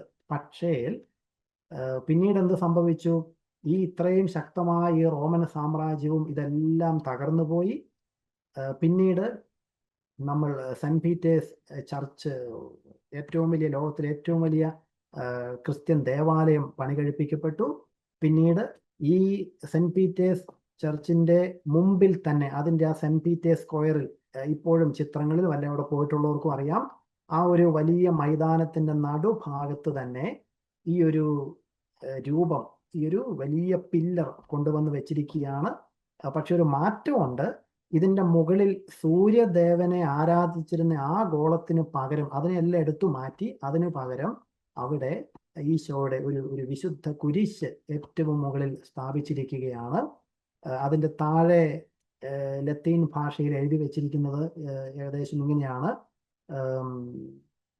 ക്രിസ്തു ഭരിക്കുന്നു, ഇന്നലെയും ഇന്നും നാളെയും എന്ന രീതിയിൽ ക്രിസ്തുവാണ് യഥാർത്ഥ രാജാവ് എന്ന കാര്യം അവതരിപ്പിച്ചുകൊണ്ട് ഈ സൂര്യനെ ആരാധിച്ചിരുന്ന ആ ഈജിപ്തിലെ ഹീലിയോപോളിസ് എന്നുള്ള ആ ഒരു പില്ലറ് ഇന്നതൊരു ക്രിസ്ത്യൻ പ്രതീകമായിട്ട് മാറിയിരിക്കുകയാണ്. അപ്പൊ ഞാൻ അവതരിപ്പിച്ചു വരുന്ന സംഗതി ഇതാണ്. ആ ഒരു കാലഘട്ടത്തിൽ, ബൈബിൾ എഴുതുന്ന ഒരു കാലഘട്ടത്തില് പോളിതെയിസം, പല ദൈവങ്ങളെ വിശ്വസിക്കുന്നു, അല്ലെങ്കിൽ ഗ്രഹങ്ങളെ, നക്ഷത്രങ്ങളെയൊക്കെ ആരാധിക്കുന്നു, ആനിമലിസം, മൃഗങ്ങളെ ആരാധിക്കുന്നു, അല്ലെങ്കിൽ പാൻതെയിസം എന്ന് പറഞ്ഞാൽ ഈ ഇതിലെല്ലാം അത് നമ്മുടെ ഹൈന്ദവ ഒരു ചിന്തയാണ്. കല്ലിലും മുള്ളിലും തൂണിലും തുരുമ്പിലും എല്ലാം ദൈവമുണ്ടെന്നുള്ള, അതെല്ലാം ദൈവമാണെന്നുള്ള ഒരു ഒരു ഒരു ഒരു കൺസെപ്റ്റ്. അപ്പം ഇങ്ങനെയൊക്കെയുള്ള പല വിധത്തിലുള്ള ദൈവ ആരാധനയും ചിന്തകളും വിശ്വാസങ്ങളും ഉള്ളൊരു സമയത്ത് ബൈബിൾ അവതരിപ്പിക്കുന്നു, ഇതൊന്നും ദൈവങ്ങൾ അല്ല, ഇതൊന്നും ദൈവമല്ല. ഈ ഗ്രഹങ്ങളോ ഈ നക്ഷത്രങ്ങളോ അല്ലെങ്കിൽ ഈ ആനിമൽസ് ഒന്നും ദൈവമല്ല. ഇതെല്ലാം സൃഷ്ടിച്ചത് ഒരൊറ്റ ദൈവമാണെന്ന് ഈ വിശുദ്ധ ഗ്രന്ഥത്തിന്റെ 1-ാമത്തെ വാക്യത്തിൽ തന്നെ അവതരിപ്പിച്ചിരിക്കുകയാണ്. എത്രമാത്രം വലിയൊരു തിയോളജി ആ ഒരൊറ്റ വാക്യത്തിലുണ്ടെന്ന് നിങ്ങൾ ഓർത്ത് നോക്കുക. അതായത് ഈ സൃഷ്ടി എന്ന് പറയുന്ന ഈ കോസ്മോസ് മുഴുവനും നോക്കുക. ഇതിന് മുഴുവനും ഒരു തുടക്കമുണ്ട്. ഈ ഒരു ഹിസ്റ്ററിയിൽ ഒരു ടൈം ബൗണ്ടഡ് ആണ്. അതുപോലെ ഈ പറയുന്ന കോസ്മോസിന് മുഴുവനും ഒരൊറ്റ സൃഷ്ടാവ്, അതാരാണ്? ഈ സമയമൊന്നും ബാധിക്കാത്ത അത്രയും വലിയ ഒരു ദൈവം, ഒരൊറ്റ ദൈവം ഈ സൃഷ്ടികൾക്കെല്ലാം ഉണ്ടെന്ന് അവതരിപ്പിക്കുകയാണ്. അപ്പോൾ ഈ ഏകദൈവം, മോണോതെയിസം, അപ്പോൾ ഈ പോളിതെയിസത്തിൽ നിന്നൊക്കെ മാറി മോണോതെയിസ്റ്റിക് ആയിട്ടുള്ള ഒരു ഒറ്റ ദൈവ കോൺസെപ്റ്റിലേക്ക് ഈ ഒന്നാമത്തെ ബൈബിളിലെ വചനം തന്നെ എത്തുകയാണ്. അപ്പോൾ അത് ആദ്യത്തെ കാര്യം. നമ്മളിപ്പോൾ പറഞ്ഞു വരുന്നത് സൃഷ്ടാവിനെ കുറിച്ചുള്ള കത്തോലിക്കാ സഭയുടെ ആശയം ആണ് നമ്മളിപ്പോൾ അവതരിപ്പിച്ചു വരുന്നത്. ഇനി രണ്ടാമതായിട്ടുള്ള അടുത്ത ഒരു കാര്യത്തിൽ പറയുന്നത് 250 പാരഗ്രാഫ്, ദൈവത്തിന്റെ രക്ഷാകര പ്രവർത്തനങ്ങളുടെ മുഴുവൻ അടിസ്ഥാനവും ക്രിസ്തുവിൽ മകുടമണിയുന്ന രക്ഷാചരിത്രത്തിന്റെ പ്രാരംഭവും സൃഷ്ടികർമ്മമാണ്. അതായത് ഈ നമ്മളിപ്പോൾ വായിച്ചു, അതായത് ആദിയിൽ ദൈവം ആകാശവും ഭൂമിയും സൃഷ്ടിച്ചു. ഈ ഒരു കർമ്മം എന്ന് പറയുന്നത് ഈ സഭ അവതരിപ്പിക്കുന്നത് ഈശോയുടെ രക്ഷാകരമായിട്ടുള്ള രക്ഷാകര പ്രവൃത്തി അത് അവിടെ തന്നെ ആരംഭിച്ചു. നമ്മൾ പലപ്പോഴും ചിന്തിക്കുന്നത് ഈശോ പുൽക്കൂട്ടിൽ ജനിച്ചു, അതിനുശേഷം ഈ ഈശോയുടെ രക്ഷാകര പ്രവൃത്തിയൊക്കെ ആരംഭിക്കുന്നു, ഈശോ മരിച്ചു, ഉത്ഥാനം ചെയ്ത്, അങ്ങനെ ഈശോയുടെ ഈ ഭൂമിയിലുള്ള ലൈഫ്, മനുഷ്യനായിട്ട് നമ്മൾ കണ്ട ഈശോയുടെ ആ ഒരു 33 വർഷം, അതാണ് രക്ഷാകര ചരിത്ര വർഷങ്ങളായിട്ട് പലപ്പോഴും നമ്മൾ കാണുന്നത്. പക്ഷേ തിരുസഭ അങ്ങനെയല്ല അവതരിപ്പിക്കുന്നത്.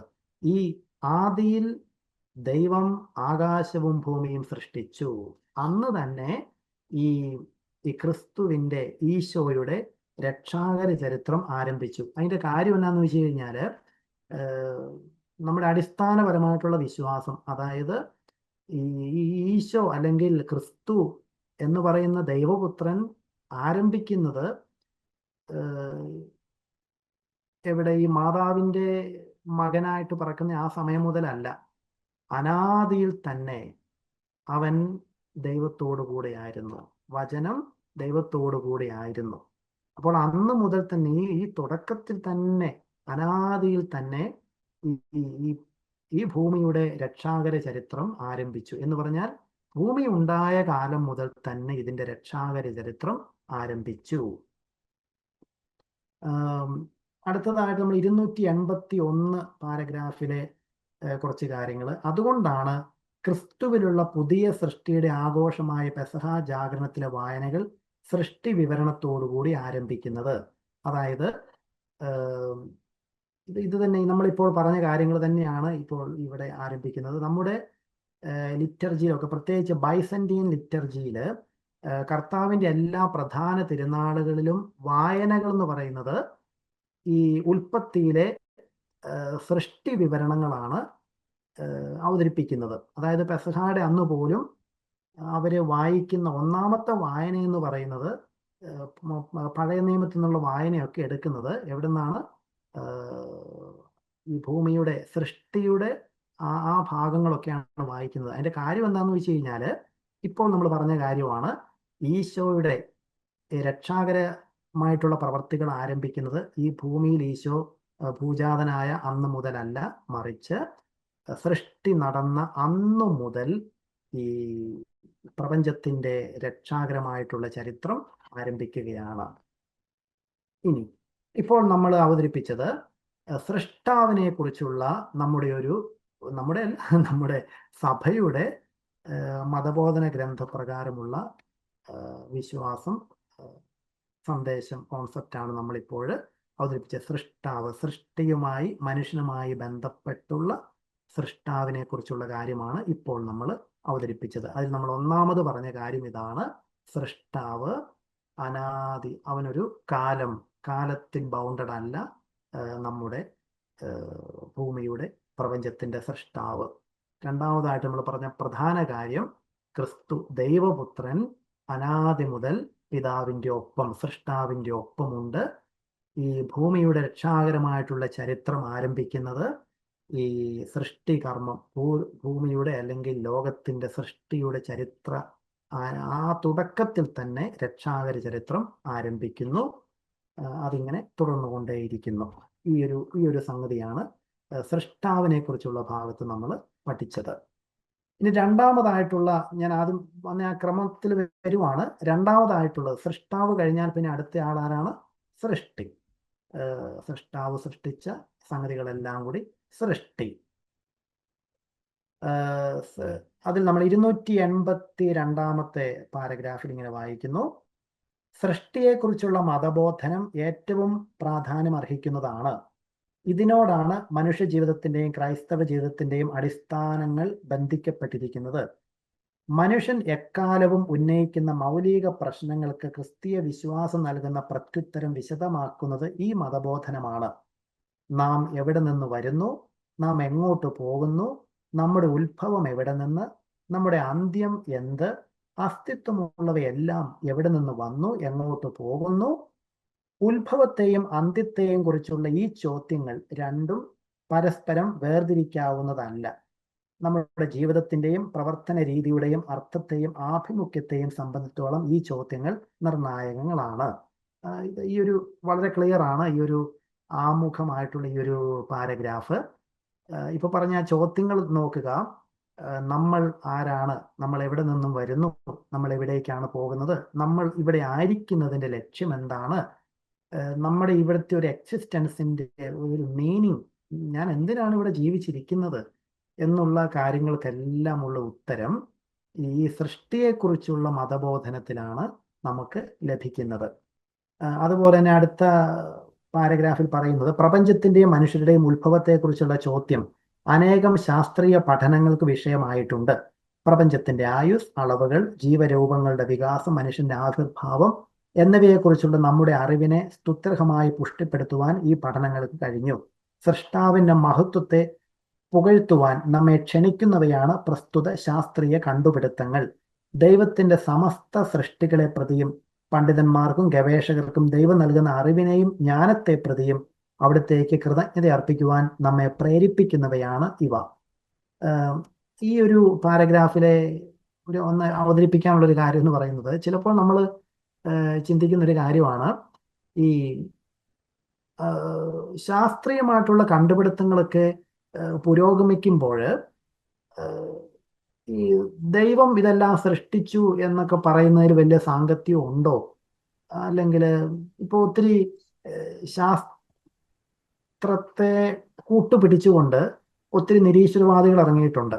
അപ്പോൾ അവരുടെ എല്ലാം ചോദ്യങ്ങളാണ്, ഇപ്പൊ ഈ കാലഘട്ടത്തിൽ ആരാണ് ദൈവം ഇതൊക്കെ സൃഷ്ടിച്ചതെന്ന് വിശ്വസിക്കുന്ന ആരാ ഉള്ളത്, ഇത് ബിഗ് ബാങ്ങിലൂടെയാണ് എന്നൊക്കെ പറഞ്ഞുകൊണ്ട് പല തിയറികളും ഒക്കെ അവതരിപ്പിച്ചുകൊണ്ട് വരുന്ന ഒത്തിരി നിരീശ്വരവാദികളായിട്ടുള്ള ആൾക്കാരും യൂട്യൂബ് ചാനലുകാരും ഒത്തിരി ആൾക്കാരുണ്ട്.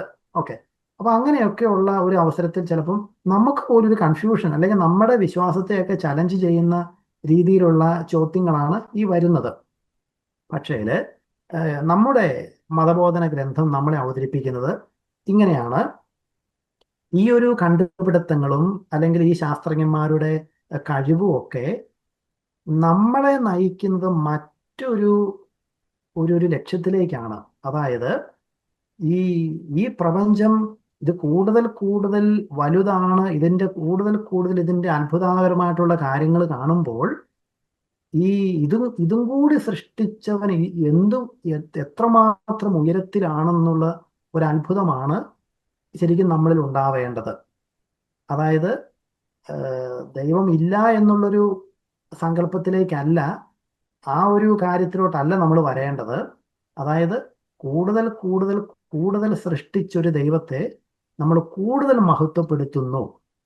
നിങ്ങൾക്ക് അറിയാവുന്നൊരു കാര്യമായിരിക്കാം, ഇപ്പോൾ ഒത്തിരി ആൾക്കാർ പറയുന്ന എന്താണ്, നമ്മുടെ ഈ ദൈവം സൃഷ്ടിച്ചു അല്ലെങ്കിൽ ശാസ്ത്രീയമായിട്ട് ഒത്തിരി കണ്ടുപിടുത്തങ്ങൾ വരുമ്പോഴേക്കും ദൈവമൊക്കെ അപ്രസക്തമാകും എന്നൊക്കെ ഉള്ളതാണല്ലോ. പക്ഷേ ഇവർ പലപ്പോഴും മനസ്സിലാകാത്ത കാര്യം, നമ്മുടെ ഈ ഭൂമിയിൽ ആദ്യമായിട്ട് ഒരു ശാസ്ത്രീയ കണ്ടുപിടുത്തങ്ങൾക്കൊക്കെ വേണ്ടിയിട്ട് ഒരു ഇൻസ്റ്റിറ്റ്യൂട്ട് ആരംഭിച്ചത് കത്തോലിക്ക സഭയാണ്. ഒരു വാന നിരീക്ഷണ കേന്ദ്രം ഈ ലോകത്തിന്റെ ചരിത്രത്തിൽ ആദ്യമായിട്ട് സ്ഥാപിക്കുകയും ആദ്യത്തെ ശാസ്ത്രജ്ഞന്മാർക്കുള്ള ഫണ്ട് കാര്യങ്ങളൊക്കെ കൊടുക്കുകയും ചെയ്തത് നമ്മുടെ കത്തോലിക്ക സഭയാണ്. അതുപോലെ തന്നെ ഇപ്പോൾ നമ്മൾ കണ്ടുകൊണ്ടിരിക്കുന്ന ഏറ്റവും പ്രധാനപ്പെട്ട എല്ലാ വലിയ യൂണിവേഴ്സിറ്റികളും ഒക്കെ ആരംഭിച്ചതാണ് ഈ ശാസ്ത്രീയമായിട്ടുള്ള പഠനങ്ങൾക്ക് വേണ്ടി ജനങ്ങൾക്ക് വന്ന് ശാസ്ത്രീയമായിട്ട് പഠിച്ച് മെച്ചപ്പെടാനായിട്ടുള്ള എല്ലാ യൂണിവേഴ്സിറ്റികളും, Paris university, Oxford university, Cambridge university, Belgium Louvain university, ഇതെല്ലാം ആരംഭിച്ചത് നമ്മുടെ നമ്മുടെ സഭയാണ്. അപ്പോൾ സഭ ഒരിക്കലും ഈ പറയുന്ന ശാസ്ത്രീയ കണ്ടുപിടുത്തങ്ങളെ ഒന്നും സഭ എതിർക്കുന്നില്ല. നല്ലൊരു ചിന്ത ഞാൻ ഓർക്കുന്നത്, ജർമ്മൻ ഫിലോസഫർ ആയിട്ടുള്ള ഇമ്മാനുവൽ കാന്റ് പറയുന്ന ഒരു മനോഹരമായിട്ടുള്ള ഒരു സെന്റൻസ് ഇങ്ങനെയാണ്. അദ്ദേഹം പറയുന്നു, I just wonder when I look at up when I look at in. എൻ്റെ ഉള്ളിലേക്ക് നോക്കുമ്പോൾ എനിക്ക് അത്ഭുതം പരവതന്ത്രനാവുകയാണ് ഞാൻ. കാരണം ഈ എൻ്റെ ഉള്ളിൽ എൻ്റെ ഈ മനസ്സിലൂടെയൊക്കെ ഓടുന്ന കാര്യങ്ങൾ എന്തൊക്കെയാണ്, അല്ലെങ്കിൽ ഈ എൻ്റെ ഉള്ളിലോട്ട് നോക്കുമ്പോഴേക്കും എനിക്കൊരു വലിയ ലോകത്തെ കാണാൻ കഴിയുവാണ്. എനിക്ക് മനസ്സിലാക്കാൻ എനിക്ക് പറ്റാത്തത്രയും വലിയ ഒരു ലോകമാണ് ഓരോ മനുഷ്യനും ഉള്ളിലോട്ട്, നമ്മുടെ തലച്ചോറിന്, നമ്മുടെ ഈ തലമണ്ടയിൽ കൂടെയൊക്കെ എന്നൊക്കെ ചിന്തകൾ ഓടിക്കൊണ്ടിരിക്കുകയാണ്. അപ്പൊ എത്രമാത്രം ആഴങ്ങളാണ് ഉള്ളിലേക്ക് നോക്കുമ്പോൾ. ഇദ്ദേഹം പറയുന്നു, ഇതുപോലെ തന്നെ ഞാൻ മുകളിലേക്ക് നോക്കുമ്പോൾ, ഈ പ്രകൃതിയിലോട്ട്, ഈ ആകാശത്തോട്ട് നോക്കുമ്പോഴേക്കും എനിക്ക് അത്ഭുതം കൊണ്ട് പരതന്ത്രനായി പോവുകയാണെന്ന് ഇമ്മാനുവൽ കാന്റ് പറയുകയാണ്. അതായത് ഉള്ളിലോട്ട് നോക്കുമ്പോഴും മുകളിലോട്ട് നോക്കുമ്പോഴും നമ്മൾ അത്ഭുതപ്പെട്ടു പോവുകയാണ്. ഓരോ ശാസ്ത്രീയമായിട്ടുള്ള പരീക്ഷണങ്ങൾ, ഓരോ ഗ്രഹങ്ങളെ പുതിയത് കണ്ടെത്തുമ്പോൾ നമ്മൾ ഇത് സൃഷ്ടിച്ചവൻ ഇനിയും എത്ര വലിയവനാണ് എന്ന ഒരു അത്ഭുതത്തിലോട്ട് നമ്മൾ പ്രവേശിക്കുകയാണ്. അപ്പോൾ ഈ ഓരോ കണ്ടുപിടുത്തങ്ങളും സത്യത്തിൽ ഇതിൻ്റെ സൃഷ്ടാവിനെ മഹത്വപ്പെടുത്തുകയാണ്, സൃഷ്ടാവിനെ നിരാകരിക്കുകയല്ല. നിങ്ങൾ പരിചയം ഉണ്ടായിരിക്കും, നമ്മുടെ അക്വിനാസിന്റെ ദൈവം ഉണ്ടെന്നുള്ള, ദൈവത്തിന്റെ അസ്തിത്വത്തിന് അദ്ദേഹം കുറച്ച് കാരണങ്ങൾ കൊടുക്കുന്നുണ്ട്. അതിലെ ഒന്നാമത്തെ കാരണമായിട്ട് തന്നെ അദ്ദേഹം പറയുന്നുണ്ട് ഈ അൺമൂവ്ഡ് മൂവർ. അത് എനിക്ക് വളരെ ഇഷ്ടമുള്ളൊരു ഒരു ചിന്തയാണത്. അതായത് ഈ ഭൂമിക്കൊരു തുടക്കം അദ്ദേഹം പറയുന്നുണ്ട്, ഏത് സാധനവും ഒന്ന് ചലിക്കണമെങ്കിൽ അതിൻ്റെ പിന്നിൽ ഒരു ഫോഴ്സ് ഉപയോഗിക്കണം. ഇപ്പോൾ ഒരു സ്ഥലത്ത് നമ്മളൊരു ഒരു കല്ല് കൊണ്ടുപോയി വെക്കുന്നു. ഓക്കെ, ആരും ആ കല്ലിലൊന്ന് സ്പർശിച്ചില്ലെങ്കിൽ ഒരു 10,000 കൊല്ലം കഴിഞ്ഞാലും ആ കല്ല് അവിടെ തന്നെ ഇരിക്കും. എന്നാൽ ആരെങ്കിലും അതിനെ ഒന്ന് തൊടുകയോ ഒരു കാറ്റടിക്കുകയോ ഒരു വെള്ളം അതിൽ വന്ന് സ്പർശിക്കുകയോ ചെയ്തു കഴിഞ്ഞാൽ ആ കല്ല് അപ്പുറത്തോട്ട് ഇത്തിരി ഒന്ന് മാറും.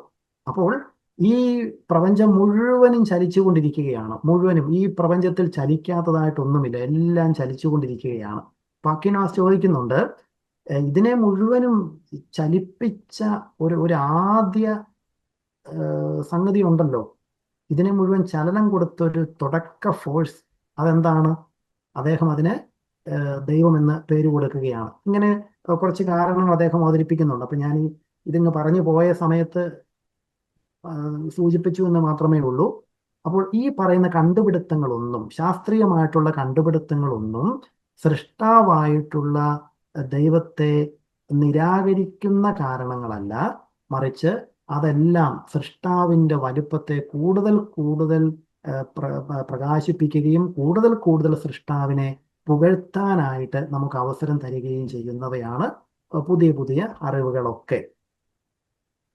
നമ്മൾ 284 പാരഗ്രാഫിലോട്ട് വരുമ്പോൾ, പ്രകൃതി ശാസ്ത്രങ്ങളുടെ തനതായ മണ്ഡലത്തിനപ്പുറമുള്ള മറ്റൊരു ക്രമത്തിലെ ഒരു ചോദ്യമാണ് ഈ പഠനങ്ങളിലുള്ള വലിയ താല്പര്യത്തെ ശക്തിയുക്തം ഉത്തേജിപ്പിക്കുന്നത്. എങ്ങനെ, എപ്പോൾ ഈ ഭൗതിക പ്രപഞ്ചം ഉത്ഭവിച്ചുവെന്നോ മനുഷ്യൻ ഭൂമുഖത്ത് എന്നാവിർഭവിച്ചുവെന്നോ അറിയുന്നതിനുള്ള ഒരു ചോദ്യം മാത്രമല്ലിത്. പ്രസ്തുത ഇപ്രകാരമുള്ള ഒരു ഉൽപ്പത്തിയാണോ, അല്ലെങ്കിൽ ദൈവമെന്ന് വിളിക്കപ്പെടുന്ന സർവാതീതനും ബുദ്ധിമാനും നന്മ സ്വരൂപനുമായ ഒരുവനാലാണോ, ദൈവത്തിന്റെ ജ്ഞാനത്തിൽ നിന്നും നന്മയിൽ നിന്നുമാണ് പ്രപഞ്ചം ഉത്ഭവിച്ചതെങ്കിൽ തിന്മ എങ്ങനെ നിലനിൽക്കുന്നു, അവ എങ്ങനെ നിന്നു അത് തുടർന്നു വരുന്നു, ആരാണ് ഇതിന് ഉത്തരവാദി, ഇതിൽ നിന്നും മോചനം സാധ്യമാണോ? അതായത് നമ്മൾ ഇനി പതിയെ നമ്മുടെ പ്രധാന കൺഫ്യൂസ്ഡ് അല്ലെ ഡിബേറ്റഡ് ആയിട്ടുള്ള വിഷയങ്ങളിലോട്ട് അടുക്കുകയാണ്. 285 പാരഗ്രാഫ്. ഉത്ഭവങ്ങളെക്കുറിച്ചുള്ള പ്രശ്നങ്ങൾക്ക് ക്രിസ്തീയ വിശ്വാസം നൽകുന്നതിൽ നിന്ന് വിഭിന്നങ്ങളായ ഉത്തരങ്ങളുമായി രംഗപ്രവേശം ചെയ്തവരുടെ വാദഗതികൾ ക്രിസ്തീയ വിശ്വാസത്തിന് ആരംഭം മുതലേ വെല്ലുവിളിയായിരുന്നു. അതായത് ഇവിടെ അവതരിപ്പിക്കുന്ന ഒരു സംഗതി എന്ന് പറഞ്ഞാൽ, നമ്മൾ പറഞ്ഞു ആദ്യം ദൈവം ആകാശവും ഭൂമിയും സൃഷ്ടിച്ചു. എന്നാൽ മറ്റ് പല മതങ്ങളിലും മറ്റു പല ചിന്താരീതികളിലും ഒക്കെ ഈ ഭൂമിയുടെ സൃഷ്ടിയെക്കുറിച്ച് മറ്റ് രീതിയിലാണ് അവതരിപ്പിച്ചിരിക്കുന്നത്. ആ ഒരു കാര്യത്തെയാണ് ഈ ഒരു പാരഗ്രാഫിൽ അവതരിപ്പിച്ചിരിക്കുന്നത്. അപ്പോൾ തുടക്ക സമയത്ത് ഈ ഒരു മറ്റ് മതങ്ങളിലെ അല്ലെ മറ്റ് ചിന്താ സരണികളിലെ അവരുടെ ഒരു പ്രപഞ്ചത്തിന്റെ തുടക്കം, ആ ഒരു ചിന്തകൾ നമുക്കൊരു പ്രതിബന്ധമായിരുന്നു തുടക്ക കാലഘട്ടങ്ങളിലൊക്കെ. അപ്പം അതെന്തൊക്കെയായിരുന്നു എന്നുള്ളത് വളരെ സമ്യക്കായിട്ട് ഒരു ഇതിനകത്ത് അവതരിപ്പിച്ചിരിക്കുകയാണ്. ഈ ഒരു 285 പാരഗ്രാഫില് പല പ്രാചീന മതങ്ങളും സംസ്കാരങ്ങളും ഉത്ഭവങ്ങളെപ്പറ്റി അനവധി പുരാണ കഥകൾ തെരഞ്ഞെടുത്തിരുന്നു. സർവവും ദൈവമാകുന്നു എന്നും പ്രപഞ്ചം ദൈവമാകുന്നു എന്നും പ്രപഞ്ച പരിണാമം ദൈവപരിണാമമാണെന്നും ഒരു കൂട്ടം ദാർശനികർ അഭിപ്രായപ്പെട്ടു. നമ്മൾ തൊട്ടു മുമ്പ് പറഞ്ഞതാണ്. അതിൻ്റെ പേരാണ് പാൻതെയിസം. നമ്മുടെ ഹൈന്ദവ മതത്തില് ഒരു വിഭാഗക്കാര് ഈ വിധത്തിൽ വിശ്വസിക്കുന്നവരാണ്. മുമ്പ് നമ്മൾ പറഞ്ഞാണ്, കല്ലിലും മണ്ണിലും മുള്ളിലും തുരുമ്പിലും എല്ലാം ദൈവമുണ്ട്, മുഴുവൻ പ്രപഞ്ചം ദൈവമാകുന്നു എന്നുള്ള ഒരു ഒരു ഒരു കൺസെപ്റ്റ്. അതാണ് പാൻതെയിസം എന്ന് പറയുന്നത്. അപ്പൊ ഇതൊക്കെ നമ്മൾ പഠിച്ചു വെക്കേണ്ട കുറച്ച് വാക്കുകളാണ് പാൻതെയിസം എന്ന് പറയുന്നത്. അടുത്തത്, ദൈവത്തിൽ നിന്ന് അനിവാര്യമായി നിർഗളിക്കുന്ന ഈ വിശ്വം, ഈ ലോകം ദൈവത്തിൽ തന്നെ പുനർലയിക്കുമെന്ന് മറ്റൊരു കൂട്ടർ. അതായത് ദൈവത്തിൽ നിന്നും ആരംഭിച്ചു, ഇവിടുത്തെ ഈ കുറച്ച് കാലഘട്ടങ്ങളിലെ ഒരു വട്ടം കറങ്ങലുകൾക്ക് ശേഷം ഈ ലോകം വീണ്ടും ആ ദൈവത്തിൽ തന്നെ തിരിച്ച് പുനർലയിക്കുമെന്ന് മറ്റൊരു കൂട്ടർ. നിരന്തരം അന്യോന്യ സമരത്തിൽ ഏർപ്പെട്ടിരിക്കുന്ന രണ്ട് നിത്യ തത്വങ്ങൾ, നന്മയും തിന്മയും പ്രകാശവും അന്ധകാരവും ഉണ്ടെന്ന് മറ്റൊരു കൂട്ടർ. അതായത് നമ്മൾ പഠിച്ചിട്ടുള്ളതാണ് മറ്റ് സബ്ജക്റ്റുകൾ. ഈ മാനിക്കേയിസം എന്ന് പറയുന്ന, മാണി എന്ന് പറയുന്ന ഒരു ആദ്യ നൂറ്റാണ്ടുകളിലെ 2-ാം നൂറ്റാണ്ട് കാലഘട്ടങ്ങളിൽ ജീവിച്ചിരുന്ന ഒരു ആളാണ് മാണി. അപ്പൊ ഈ മാണി എന്ന് പറയുന്ന ആൾ കൊണ്ടുവന്ന ഒരു സിദ്ധാന്തമാണ് ഈ പ്രപഞ്ചത്തിൽ എപ്പോഴും ഒരു മത്സരം നടക്കുന്നുണ്ട്. അത് നന്മയും തിന്മയും തമ്മിലുള്ള മത്സരം. അദ്ദേഹം ആ നന്മയുടെ പക്ഷത്ത് എന്താണ്, ആത്മാവ്, പ്രകാശം, ഇങ്ങനെയുള്ള കാര്യങ്ങളെയൊക്കെ വെച്ചു. തിന്മയുടെ ഭാഗത്ത് മണ്ണ്, കല്ല്, മാറ്റർ, ശരീരം, ഇതിനെയെല്ലാം തിന്മയുടെ ഭാഗത്തും വെച്ചു. അപ്പൊ എന്ത് സംഭവിച്ചു? ഇതിന്റെ ഈ മാനിക്കേയസത്തിന്റെ ഒരു സ്വാധീനം നമ്മുടെ സഭാപിതാക്കന്മാരുടെ പോലും പല പഠനങ്ങളിൽ നമുക്ക് കാണാനായിട്ട് കഴിയും. നമ്മുടെ അതായത് എപ്പോഴും നമ്മുടെ ഈ ശരീരം മോശമാണ്, ഈ ഭൂമി, മാറ്റർ മോശമാണെന്നുള്ളൊരു ചിന്ത ആദ്യ കാലഘട്ടങ്ങളിൽ ഈ മാണിയുടെ സ്വാധീനം മൂലം ഒത്തിരി സഭയിൽ പോലും വന്നു ചേർന്നിട്ടുണ്ട്. ഈ ശരീരം മോശമാണ്. അതുകൊണ്ടാണ് നമുക്കറിയാം ചിലപ്പോഴൊക്കെ ആദ്യ കാലഘട്ടങ്ങളിലെ ചില സന്യാസ ആശ്രമങ്ങളിലൊക്കെ ഈ സ്വയം പീഡിപ്പിക്കുക, ശരീരത്തെ സ്വയം പീഡിപ്പിച്ചുള്ള ഒരു ഭക്തി പ്രകടനങ്ങളൊക്കെ ആദ്യ കാലഘട്ടങ്ങളിൽ ഉണ്ടായിരുന്നു. ഇപ്പോഴും ഇത്തിരിയൊക്കെ ചില സ്ഥലങ്ങളിൽ അപൂർവമായിട്ട് ഇപ്പോഴും അത് അങ്ങനെയുള്ള സ്വയം പീഡനങ്ങളും ഒക്കെ തുടരുന്നുണ്ട്. അതെല്ലാം ഈ മാനിക്കേയിസം എന്ന് പറയുന്ന ഒരു ഹെരസിയിൽ പെടുന്ന കാര്യങ്ങളാണ്. ആദ്യ കാലഘട്ടത്തിലുണ്ടായിരുന്ന മറ്റൊരു ആളാണ് ബർദൈസൻ എന്ന് പറയുന്ന നമ്മുടെ ഒരു സിറിയക്ക് ഭാഷയിൽ തിയോളജി എഴുതിയിട്ടുള്ള ആദ്യകാലത്തെ ഒരാളാണ് ബർദൈസൻ എന്ന് പറയുന്ന ആള്. അദ്ദേഹവും ഈ പറഞ്ഞ പോലെ ഒരു 3-ാം നൂറ്റാണ്ടിൽ 200കളിൽ ജീവിച്ചിരുന്ന ആളാണ് ബർദൈസൻ. ബർദൈസൻ പറയുന്നത് ഈ ഭൂമി ഉണ്ടാക്കപ്പെട്ടിരിക്കുന്നത് ദൈവത്താലോ അല്ലെ ക്രിസ്തുവിനാലോ അല്ല, മാലാഖമാരാണ് ഈ ഭൂമിയെ ഉണ്ടാക്കിയതെന്നാണ് അദ്ദേഹം പറയുന്നത്.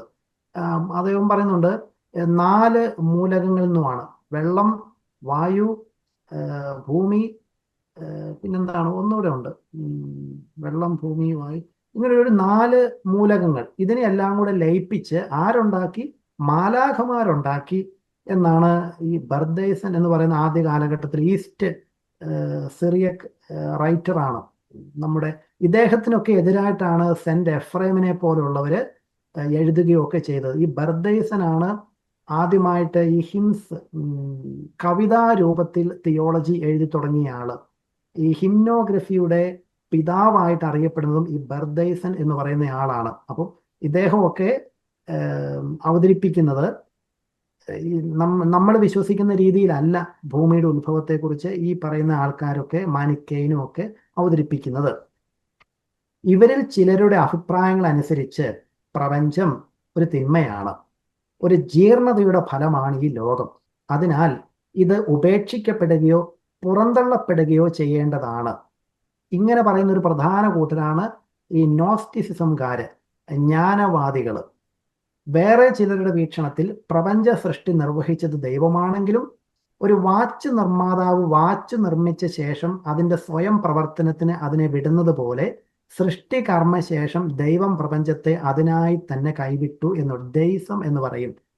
ആസ്തിക്യവാദം, ദൈസം. അത് ഇൻട്രസ്റ്റിംഗ് ആണ്. ദൈവം എല്ലാം സൃഷ്ടിച്ചു, പിന്നീട് ദൈവം ഇതിനെ അനാഥമായിട്ട് ഇതിനെ എന്താ പറയുക, ഇതിനെ ഉപേക്ഷിച്ചു. സ്വന്തമായിട്ട് നമ്മുടെ ഡെക്കാർട്ട്, റെനെ ഡെക്കാർട്ട് പറഞ്ഞ എന്താണ് നമ്മൾ ആദ്യം സൂചിപ്പിച്ചിരുന്നു. ഒരു മെഷീൻ പോലെ, സ്വയം പ്രവർത്തിക്കുന്ന ഒരു മെഷീൻ പോലെ ആണ് പ്രപഞ്ചമെന്ന്. അതായത് സൂര്യനിൽ നിന്നും എനർജി കിട്ടുന്നു, ഭൂമിയിലുള്ള കാര്യങ്ങളൊക്കെ നടന്നു പോകുന്നു, എല്ലാ പ്രപഞ്ചത്തിലെ വസ്തുക്കളെല്ലാം ഒന്നിനൊന്നിനെ കൂട്ടിമുട്ടാണ്ട് ഇങ്ങനെ സ്വയമായിട്ട് ഇതെല്ലാം ഇങ്ങനെ നടന്നു പോകുന്നു. അപ്പം ഈ ദൈസത്തിന്റെ ഒരു ആധുനിക പതിപ്പാണ് ഈ റെനെ ഡെക്കാർട്ട് സ്വയം പ്രവർത്തിക്കുന്ന ഒരു മെഷീൻ എന്ന് പ്രപഞ്ചത്തെ വിളിച്ച ഫിലോസഫർ. അപ്പോൾ ആദ്യകാലത്ത് തന്നെ ദൈസം ഈ ഒരു ഒരു ഒരു ഒരു ഹെരസി ഉണ്ടെന്ന് ഓർക്കുക. ഈ വിധത്തിൽ ദൈവം എല്ലാം സൃഷ്ടിച്ചു, പിന്നീട് ദൈവത്തിന് അതിൽ റോളില്ല, പ്രപഞ്ചത്തിൽ റോളില്ല, പ്രപഞ്ചം തന്നെ അങ്ങോട്ട് ഓടിക്കൊണ്ടേയിരിക്കുന്നു. ഇങ്ങനത്തെ ചില വാദഗതികൾ. അവസാനമായി ചിലരാകട്ടെ പ്രപഞ്ചോൽപത്തിയിൽ ഒരു ഭൗതികതാതീതത്വത്തിന്റെ പങ്കു നിഷേധിച്ചുകൊണ്ട് എന്നുമെന്നും സ്ഥിതി ചെയ്യുന്ന ഭൗതിക പദാർത്ഥങ്ങളുടെ എല്ലാം പ്രവർത്തനവും പ്രതിപ്രവർത്തനവുമായി പ്രപഞ്ച ഉൽപ്പത്തിയെ കാണുന്നു. അതിൻ്റെ പേരാണ് മെറ്റീരിയലിസം എന്ന് പറഞ്ഞാൽ നമ്മളിപ്പോൾ സൂചിപ്പിച്ചു. ഈ പ്രപഞ്ചത്തിൻ്റെ എല്ലാം തുടക്കത്തിന് കാരണമായിട്ടുള്ള പ്രപഞ്ചത്തിനും അതീതനായി നിൽക്കുന്ന ഒരു ശക്തിയെ ഇവര് സമ്മതിക്കുന്നില്ല, ഇവര് വിശ്വസിക്കുന്നില്ല. ഈ പ്രപഞ്ചം ഈ കാണുന്നവ മാത്രം, അതിൽ മാത്രമേ ഇവര് വിശ്വസിക്കുന്നുള്ളൂ, താല്പര്യം കൊടുക്കുന്നുള്ളൂ. ഇങ്ങനെയുള്ള ഒരു ഫിലോസഫി, ഇങ്ങനെയുള്ളൊരു ചിന്താധാര, അതാണ് മെറ്റീരിയലിസം. ഈ പരിശ്രമങ്ങളെല്ലാം സൂചിപ്പിക്കുന്നത് ഉത്ഭവങ്ങളെ സംബന്ധിച്ച പ്രശ്നങ്ങളുടെ സ്ഥിരമായ നിലനിൽപ്പും സാർവജനീനതയുമാണ്. അതായത് ഉദ്ദേശം ഇതാണ്, ഈ പണ്ടുകാലം മുതലേ നമ്മളിപ്പോൾ പറഞ്ഞ കാര്യങ്ങളൊക്കെ ഏത് നൂറ്റാണ്ടിൽ തുടങ്ങിയതാണെന്ന് ഓർക്കുക. ആ കാലഘട്ടം മുതലേ മനുഷ്യന്റെ ഒരു വലിയൊരു കീറാമുട്ടി ചോദ്യമാണ് ഈ ഒരു പ്രപഞ്ചത്തിന്റെ ഉത്ഭവം എന്നുള്ള കാര്യം. നമുക്ക് നമ്മുടെ കാത്തലിക് വിശ്വാസത്തിൽ നമുക്ക് ഒട്ടുമേ സംശയമില്ല, നമ്മൾ ഈ പ്രപഞ്ചത്തിനും അതീതനായിട്ടുള്ള ഒരു സൃഷ്ടാവിൽ ഈ സൃഷ്ടിയുടെ തുടക്കം നമ്മൾ കൊടുക്കുകയാണ്. പക്ഷേ മറ്റു പല ആൾക്കാരും പല വിധത്തില് പല ഫിലോസഫികൾ അതിനുവേണ്ടി അവതരിപ്പിച്ചിരിക്കുന്നു. ഈ പറയുന്ന പേരുകളൊക്കെ ഒന്ന് പഠിച്ചു വെക്കുന്നത് നല്ലതാണെന്ന് ഞാൻ സൂചിപ്പിക്കുകയാണ്. പരീക്ഷകളൊക്കെ ഉള്ളതാണല്ലോ. പാൻതെയിസം, മാനിക്കെയിസം, നോസ്റ്റിസിസം, ദെയിസം, മെറ്റീരിയലിസം. നമ്മളിപ്പോൾ ഒരു 5 എണ്ണം ഇതിൽ കണ്ടു. ഇനിയുണ്ട്, ഒരുപാടുണ്ട്. പ്രകൃതിയുടെ പ്രപഞ്ചത്തിന്റെ തുടക്കത്തെക്കുറിച്ച് ഒത്തിരി കാര്യങ്ങളുണ്ട്. ഈ ഒരു 5 പേരുകൾ പ്രപഞ്ച ഉൽപ്പത്തിയെക്കുറിച്ചുള്ള വ്യത്യസ്ത കാലഘട്ടങ്ങളിലെ ചിന്താധാരകൾ. അപ്പോൾ ഈ ഒരു 5 എണ്ണം നിങ്ങൾ ഒന്ന് നോക്കി വെക്കാനായിട്ട് ശ്രമിക്കുക. പാൻതെയിസം, നോസ്റ്റിസിസം, ദെയിസം, മെറ്റീരിയലിസം, ഇങ്ങനെയുള്ള കാര്യങ്ങൾ ഒന്ന് നോക്കി വെക്കാനായിട്ട് ശ്രമിക്കുക. നമ്മൾ അടുത്ത ഇതിലേക്ക് വരികയാണ്. 286-ാമത്തെ പാരഗ്രാഫ്. ഉത്ഭവങ്ങളെ സംബന്ധിച്ച പ്രശ്നത്തിന് ഉത്തരം കണ്ടുപിടിക്കുവാൻ മനുഷ്യബുദ്ധിക്ക് ഏറെക്കുറെ കഴിവുണ്ട് എന്നത് തീർച്ചയാണ്. സൃഷ്ടാവായ ദൈവത്തിന്റെ അസ്തിത്വത്തെക്കുറിച്ച് അവിടുത്തെ സൃഷ്ടികളിലൂടെ മനുഷ്യബുദ്ധിയുടെ വെളിച്ചത്തിൽ നിസ്സന്ദേഹമായ അറിവ് ആർജിക്കുവാൻ കഴിയും. ദൈവത്തെക്കുറിച്ചുള്ള മനുഷ്യന്റെ ഈ അറിവ് പലപ്പോഴും അസ്പഷ്ടവും അബദ്ധങ്ങളാൽ വികലവുമായേക്കാം. അതിനാലാണ് യഥാതഥം സത്യം ഗ്രഹിക്കുവാൻ വിശ്വാസം മനുഷ്യബുദ്ധിക്ക് പ്രകാശവും ഉറപ്പും നൽകുന്നത്. ദൈവത്തിന്റെ വചനത്താൽ ലോകം സൃഷ്ടിക്കപ്പെട്ടെന്നും അങ്ങനെ കാണപ്പെടുന്നവ കാണപ്പെടാത്തവയിൽ നിന്നുണ്ടായി എന്നും വിശ്വാസം മൂലം നാം അറിയുന്നു. ഈ ഒരു പാരഗ്രാഫ് വളരെ ക്ലിയർ ആണ്. നമ്മുടെ ബുദ്ധി കൊണ്ട് തന്നെ നമുക്ക് ഇതിനൊരു സൃഷ്ടാവ് ഉണ്ടെന്നുള്ള കാര്യം ഏകദേശം നമുക്ക് ഉറപ്പിക്കാം. ഇപ്പൊ നമ്മുടെ ഈ പുതിയ ശാസ്ത്രങ്ങൾ, നമ്മുടെ ബിഗ് ബാങ് തിയറി പോലെയൊക്കെയുള്ള പുതിയ തിയറികളൊക്കെ ഉണ്ട്. ഏറ്റവും ഒരു കടുകുമണിയേക്കാളും ചെറിയൊരു ഒരു ഒരു രൂപത്തിൽ നിന്നുമാണ് വലിയൊരു സ്ഫോടനത്തിലൂടെ ഈ പ്രപഞ്ചം മുഴുവനും ഉണ്ടായതെന്നൊക്കെ ഉള്ളതാണ് ഈ ബിഗ് ബാങ് തിയറി എന്ന് പറയുന്നത്. അപ്പോൾ ആ തുടക്കത്തിലെ ആ കടുകുമണിക്ക് തുല്യമായിട്ടുള്ള ആ ഒരു മാറ്റർ ഉണ്ടല്ലോ, അതിനൊരു സൃഷ്ടാവ് വേണമല്ലോ, ഒരു തുടക്കം വേണമല്ലോ. അപ്പോൾ ഈ സൃഷ്ടാവ് എന്ന് പറയുന്നതിന് ഒരിക്കലും ഒരു വിശ്വാസത്തിനും എത്ര നിരീശ്വരവാദിയാണെങ്കിലും അതിനെ നിരാകരിക്കാൻ പറ്റുന്നില്ല. അവിടെ എത്തുമ്പോഴേക്കും ഈ പറയുന്ന താത്വികരുടെയൊക്കെ ചോദ്യങ്ങൾ സ്തംഭിച്ചു പോവുകയാണ്. ഈ തുടക്കം ആര് കൊടുത്തു എന്നുള്ളതിനെ കുറിച്ച്. ഓക്കെ, 287 പാരഗ്രാഫിലോട്ട് നമ്മൾ വരികയാണ്. സൃഷ്ടിയെ സംബന്ധിക്കുന്ന സത്യം മനുഷ്യ ജീവിതത്തിന് മുഴുവൻ സുപ്രധാനമാകയാൽ ഇത് സംബന്ധിച്ച് അറിവ് സമ്പാദിക്കാൻ സഹായകമായവയെല്ലാം തൻ്റെ ജനത്തിന് വെളിപ്പെടുത്തുവാൻ ദൈവം തൻ്റെ വാത്സല്യത്തിൽ നിശ്ചയിച്ചു. ദൈവത്തെപ്പറ്റി എല്ലാ മനുഷ്യർക്കും പ്രകൃത്യ അറിയാവുന്ന കാര്യങ്ങൾക്ക് പുറമെ ദൈവം ഉപരിയായി സൃഷ്ടി രഹസ്യം ഇസ്രായേലിന് വെളിപ്പെടുത്തി. പൂർവ്വപിതാക്കന്മാരെ തെരഞ്ഞെടുത്തവനും ഇസ്രായേലിനെ ഈജിപ്തിൽ നിന്ന് പുറത്തു കൊണ്ടുവന്നവനും തെരഞ്ഞെടുത്ത് അവനെ സൃഷ്ടിക്കുകയും രൂപപ്പെടുത്തുകയും ചെയ്തവനുമായ ദൈവം ഭൂമിയിലെ സർവ്വ ജനങ്ങളുടെയും ഭൂമിയുടെ തന്നെയും ഉടമയും ആകാശത്തിന്റെയും ഭൂമിയുടെയും ഏക സൃഷ്ടാവുമായി സ്വയം വെളിപ്പെടുത്തി. നമുക്കറിയാം, നമ്മുടെ ഈ ജനേസിസ്, ഉൽപ്പത്തി ഗ്രന്ഥം എന്ന് പറയുന്നത് ഇസ്രായേൽ ജനത്തിന്റെ, യഹൂദ ജനത്തിന്റെ മതഗ്രന്ഥമായിരുന്നല്ലോ തുടക്കത്തില്. അപ്പോൾ അന്നും ഈ ഉൽപ്പത്തി ഗ്രന്ഥം എഴുതുമ്പോഴും ഇതിന്റെ ഗ്രന്ഥകർത്താവ് ആരാണ്? പരിശുദ്ധാത്മാവ് തന്നെയാണ്. ഈ പരിശുദ്ധാത്മാവ് പ്രവാചകന്മാർക്ക് അല്ലെങ്കിൽ ഇസ്രായേലിന്റെ പൂർവ്വപിതാക്കന്മാർക്ക് പരിശുദ്ധാത്മാവ് ബോധ്യം കൊടുത്തു. അങ്ങനെ പരിശുദ്ധാത്മാവ് ഈ നമ്മുടെ വിശുദ്ധ ഗ്രന്ഥത്തിൽ രചിച്ചു. സൃഷ്ടാവ് താൻ എങ്ങനെയാണ് എന്ന് സൃഷ്ടാവ് പരിശുദ്ധാത്മാവിലൂടെ എഴുതി. ഈ കാര്യമാണ് ഇപ്പോൾ ഈ ഒരു പാരഗ്രാഫിൽ നമ്മൾ വായിച്ചു കേട്ടത്. അതായത് ഇസ്രായേൽ ജനത്തെ തെരഞ്ഞെടുക്കുകയും അവരിലെ പ്രവാചകന്മാർക്ക് പരിശുദ്ധാത്മാവ് ബോധ്യങ്ങൾ നൽകുകയും പരിശുദ്ധാത്മാവ് അങ്ങനെ അവരിലൂടെ രചന നടത്തുകയും ആരാണ് സൃഷ്ടാവ് എന്നുള്ള കാര്യം കൃത്യമായിട്ട് ഇസ്രായേലിനെ പഠിപ്പിക്കുകയും ചെയ്തു. ഈ കാര്യമാണ് നമ്മളിപ്പോൾ ഈ ഒരു പാരഗ്രാഫിൽ വായിച്ചു കേട്ടത്. ദൈവം ഭൂമിയിലെ സർവ്വജനങ്ങളുടെയും ഭൂമിയുടെ തന്നെയും ഉടമയും ആകാശത്തിന്റെയും ഭൂമിയുടെയും ഏക സൃഷ്ടാവുമായി സ്വയം വെളിപ്പെടുത്തി. 288 വരുമ്പോൾ ഇങ്ങനെ സൃഷ്ടിയെ പറ്റിയുള്ള വെളിപാട് ഏക ദൈവവും അവിടുത്തെ ജനതയും തമ്മിലുള്ള ഉടമ്പടിയുടെ വെളിപാടിൽ നിന്നും അതിൻ്റെ സ്ഥാനത്തിൽ നിന്നും വേർപെടുത്താവുന്നതല്ല. ഈ ഉടമ്പടിയിലേക്കുള്ള പ്രഥമ പടിയായും ദൈവത്തിന്റെ സർവശക്തമായ സ്നേഹത്തിന്റെ പ്രഥമവും സാർവജനീനവുമായ സാക്ഷ്യമായും സൃഷ്ടി നമ്മുടെ മുമ്പിൽ വെളിപ്പെടുത്തപ്പെടുന്നു. പ്രവാചകന്മാരുടെ സന്ദേശത്തിലും സങ്കീർത്തനങ്ങളിലെയും ആരാധനക്രമത്തിലെയും പ്രാർത്ഥനകളിലും തെരഞ്ഞെടുക്കപ്പെട്ട ജനത്തിന്റെ വിജ്ഞാന മൊഴികളിലും സൃഷ്ടിയെപ്പറ്റിയുള്ള സത്യം വർദ്ധിത വീര്യത്തോടെ പ്രകാശിതമാകുന്നു. അതായത് ഉദ്ദേശിച്ച് ഇതേ കാര്യം തന്നെയാണ് മുമ്പ് പറഞ്ഞ കാര്യം. ഈ പരിശുദ്ധാത്മാവാണ് വിശുദ്ധ ഗ്രന്ഥം രചിച്ചത്. ഈ പരിശുദ്ധാത്മാവ് പ്രവാചകന്മാർക്കും പൂർവ്വപിതാക്കന്മാർക്കും ബോധ്യങ്ങൾ നൽകി സൃഷ്ടാവിനെ കുറിച്ച്.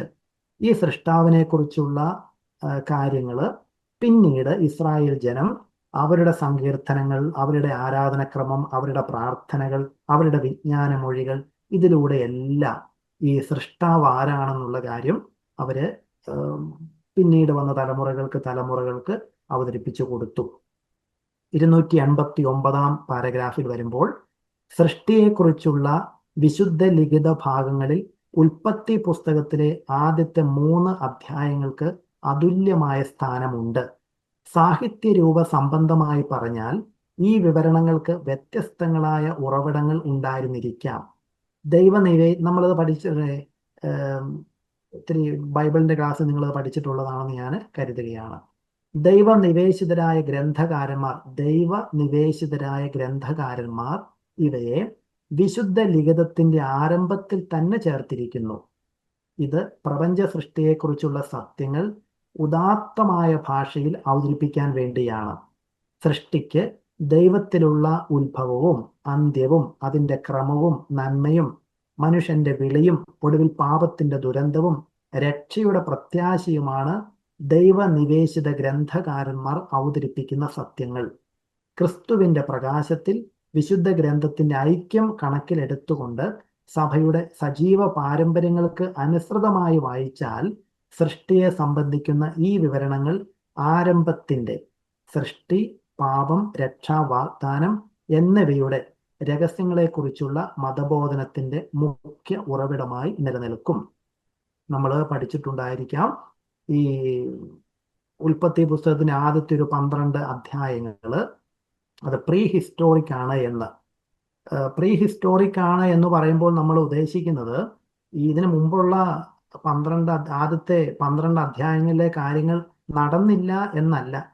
അതിന് ഹിസ്റ്റോറിക്കലായിട്ടുള്ള കൃത്യമായിട്ടുള്ള പ്രൂഫുകൾ നമുക്ക് അപര്യാപ്തമാണ് എന്ന് മാത്രമേ ഉദ്ദേശിക്കുന്നുള്ളൂ. അതുപോലെ തന്നെ ഈ ബൈബിളിലെ ഈ സമ്പൂർണമായിട്ടുള്ള ഈ ബൈബിളിൻ്റെ അതിനൊരു ഇൻട്രൊഡക്ഷൻ ആണ് ഈ ആദ്യത്തെ ഒരു 12 ചാപ്റ്ററുകൾ നമ്മൾ കാണുന്നത്. എങ്ങനെ നമ്മൾ ആരംഭിച്ചു, എങ്ങനെ നമ്മൾ വീണുപോയി, എങ്ങനെ നമ്മൾ രക്ഷിക്കപ്പെട്ടു, ഇതാണല്ലോ നമ്മുടെ ഈ ഒരു വിശുദ്ധ ഗ്രന്ഥത്തിന് മുഴുവനും സാരാംശമായി നിൽക്കുന്നത്. ഈ ഒരു മുഴുവൻ കാര്യങ്ങൾക്കുമുള്ള ഒരു ഇൻട്രൊഡക്ഷനാണ് ഈ ഉൽപ്പത്തിയിലെ ആദ്യ ചാപ്റ്ററുകൾ, ആദ്യത്തെ കുറേ അധ്യായങ്ങളെല്ലാം. അതുകൊണ്ട് തന്നെ ഈ ഒരു പാരഗ്രാഫിൽ പറയുന്നത് നമ്മുടെ പ്രധാനപ്പെട്ട ഒരു മനുഷ്യനെ സംബന്ധിക്കുന്ന മുഴുവൻ കാര്യങ്ങളും ഈ ഒരു ആദ്യത്തെ 2-3 ഉൽപ്പത്തിയുടെ ചാപ്റ്ററുകളിൽ ഉണ്ട്.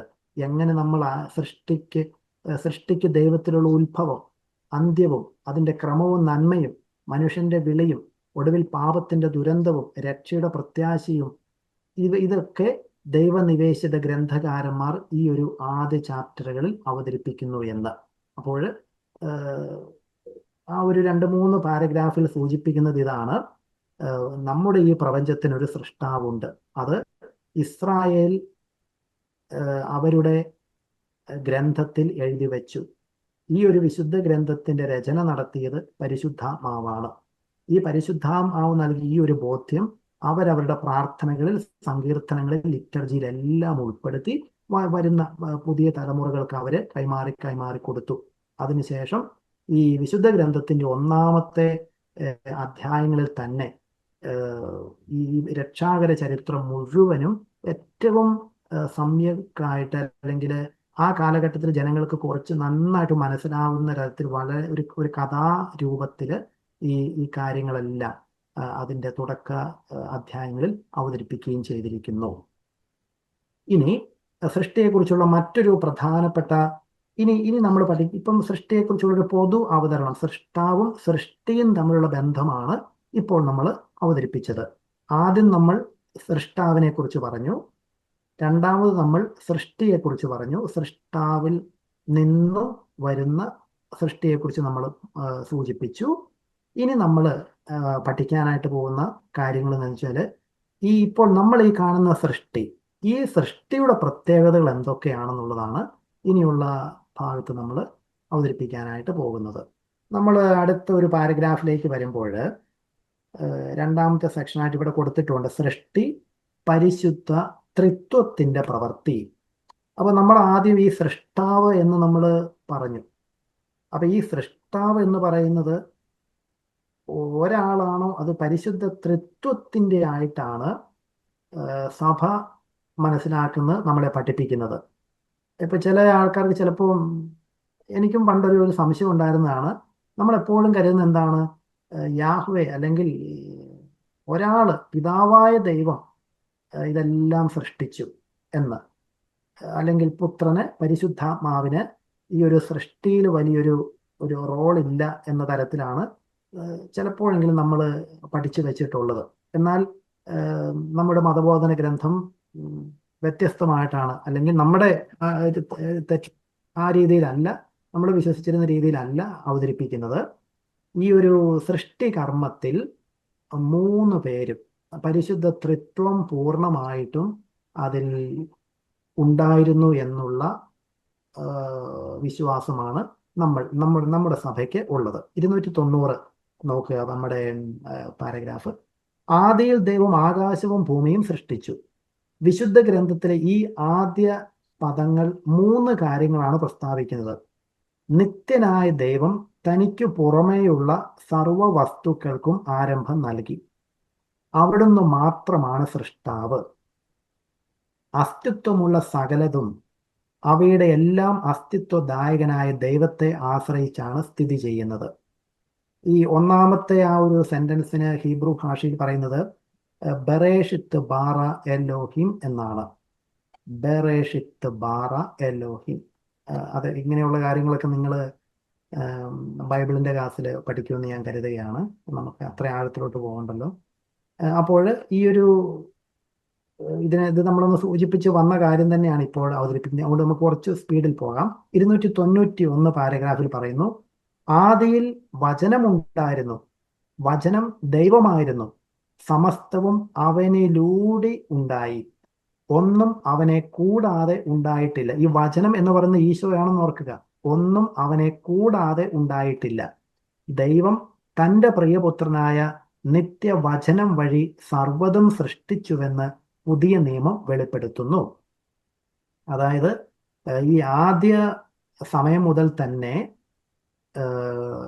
പുത്രനായ ദൈവം ഇവിടെ സന്നിഹിതനാണ്. ഈ സൃഷ്ടിയുടെ സമയത്ത് പുത്രനായ ദൈവം അവിടെ ഉണ്ട്.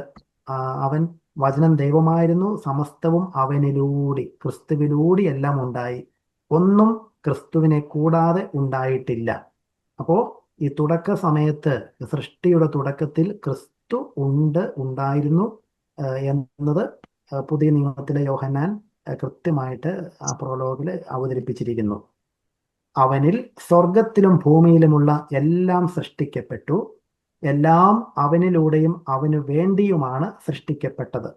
അവനാണ് എല്ലാറ്റിനും മുമ്പുള്ളവൻ, അവനിൽ സമസ്തവും സ്ഥിതി ചെയ്യുന്നു. ഇതും ഈശോയെക്കുറിച്ചുള്ള വചനമാണെന്ന് ഓർക്കുക.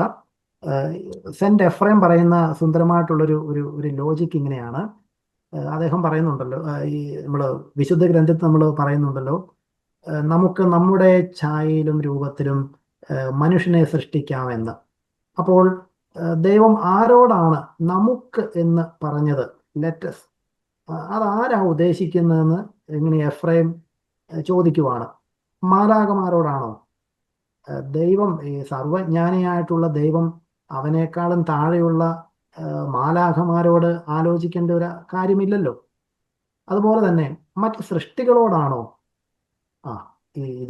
ഒരു ദൈവം സൃഷ്ടിയോട് ചോദിച്ചിട്ട് ഒരു സൃഷ്ടി നടത്തേണ്ട കാര്യമില്ലല്ലോ. എന്നിട്ട് അപ്രയം പുണ്യവാളൻ തന്നെ പറയുകയാണ്, അവനൊപ്പം നിൽക്കുന്ന പുത്രനോടല്ലാതെ മറ്റാരോടാണ് അവൻ ആലോചന നടത്തേണ്ടത്. അതായത് അപ്രയം പുണ്യവാളൻ അവതരിപ്പിച്ചു വരുന്നത് ഇതെല്ലാം സൃഷ്ടിച്ചത് ഈശോയിലൂടെയാണ് എന്നുള്ളതാണ്. അപ്പോൾ ഈശോയിലൂടെ സൃഷ്ടിക്കപ്പെട്ടു എന്നുള്ളതിന് നമ്മൾ 2-3 തിരുവചന ഭാഗങ്ങൾ ഇപ്പോൾ പറഞ്ഞു. അതുപോലെ തന്നെ സഭയുടെ വിശ്വാസം പരിശുദ്ധാത്മാവിന്റെ സൃഷ്ടി പ്രവർത്തനവും പ്രഖ്യാപിക്കുന്നുണ്ട്.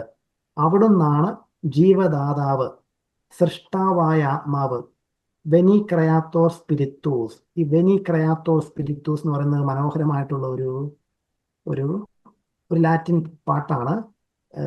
കം ഹോളി സ്പിരിറ്റ് എന്നുള്ള അതിൻ്റെ ഇംഗ്ലീഷ് പാട്ടുണ്ട്, അതിൻ്റെ ഒരു ലാറ്റിൻ പാട്ടാണ്. വെനി എന്ന് പറഞ്ഞാൽ കം, ക്രിയേറ്റർ സ്പിരിറ്റ്, സൃഷ്ടാവായ ആത്മാവെ കടന്നു വരിക എന്നുള്ളൊരു പാട്ട്. അപ്പോൾ പരിശുദ്ധാത്മാവിന്റെ സൃഷ്ടി പ്രവർത്തനവും നമ്മുടെ വിശ്വാസം പ്രഖ്യാപിക്കുന്നുണ്ട്. അവിടെ നിന്നാണ് ജീവദാതാവ്, സൃഷ്ടാവായ ആത്മാവ്, നന്മകളുടെ ഉറവിടം എന്ന് നാം ഏറ്റുപറയുന്നു.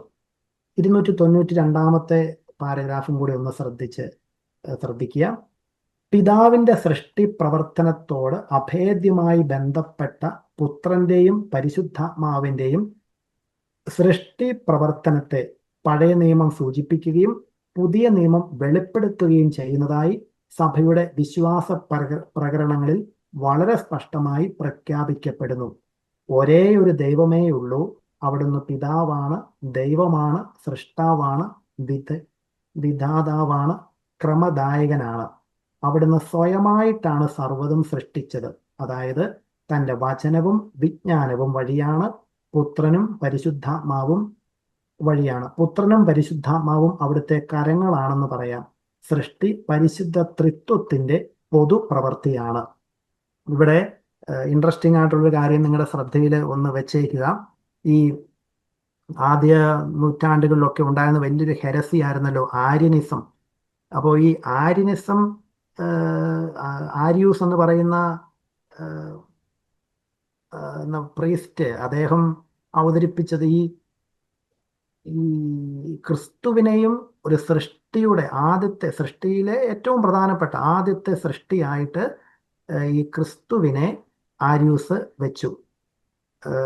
ആദ്യകാലം മുതലുള്ള സഭയുടെ ദൈവശാസ്ത്രം അനുസരിച്ച് ഈ ദൈവവും സൃഷ്ടിയും തമ്മിൽ ഇടയ്ക്ക് വലിയൊരു ഒൻറ്റോളജിക്കൽ ഗ്യാപ്പ്, ഒരു വലിയൊരു ഗർത്തമുണ്ട്. നമ്മൾ ലാസറിന്റെയും ധനവാന്റെയും ഉപമ മനസ്സിൽ കൊണ്ടുവരിക. അതിൽ പറയുന്നുണ്ടല്ലോ, നിങ്ങൾക്കും ഞങ്ങൾക്കും മധ്യേ വലിയൊരു ഗർത്തമുണ്ടെന്ന് പറയുന്നുണ്ടല്ലോ. അപ്പം ഇത് സെന്റ് എഫ്രൈമിന്റെ ഒക്കെ തിയോളജിയിൽ വരുന്ന വലിയൊരു പോയിന്റാണ് ഈ ഒൻറ്റോളജിക്കൽ ഗ്യാപ്പ് എന്ന് പറയുന്നത്. അതായത് സ്വർഗവും ഭൂമിയും തമ്മിൽ വലിയൊരു വ്യത്യാസമുണ്ട്. ഓക്കെ, ഈ നമ്മുടെ ആര്യൂസ് എന്താണ് ചെയ്തത്?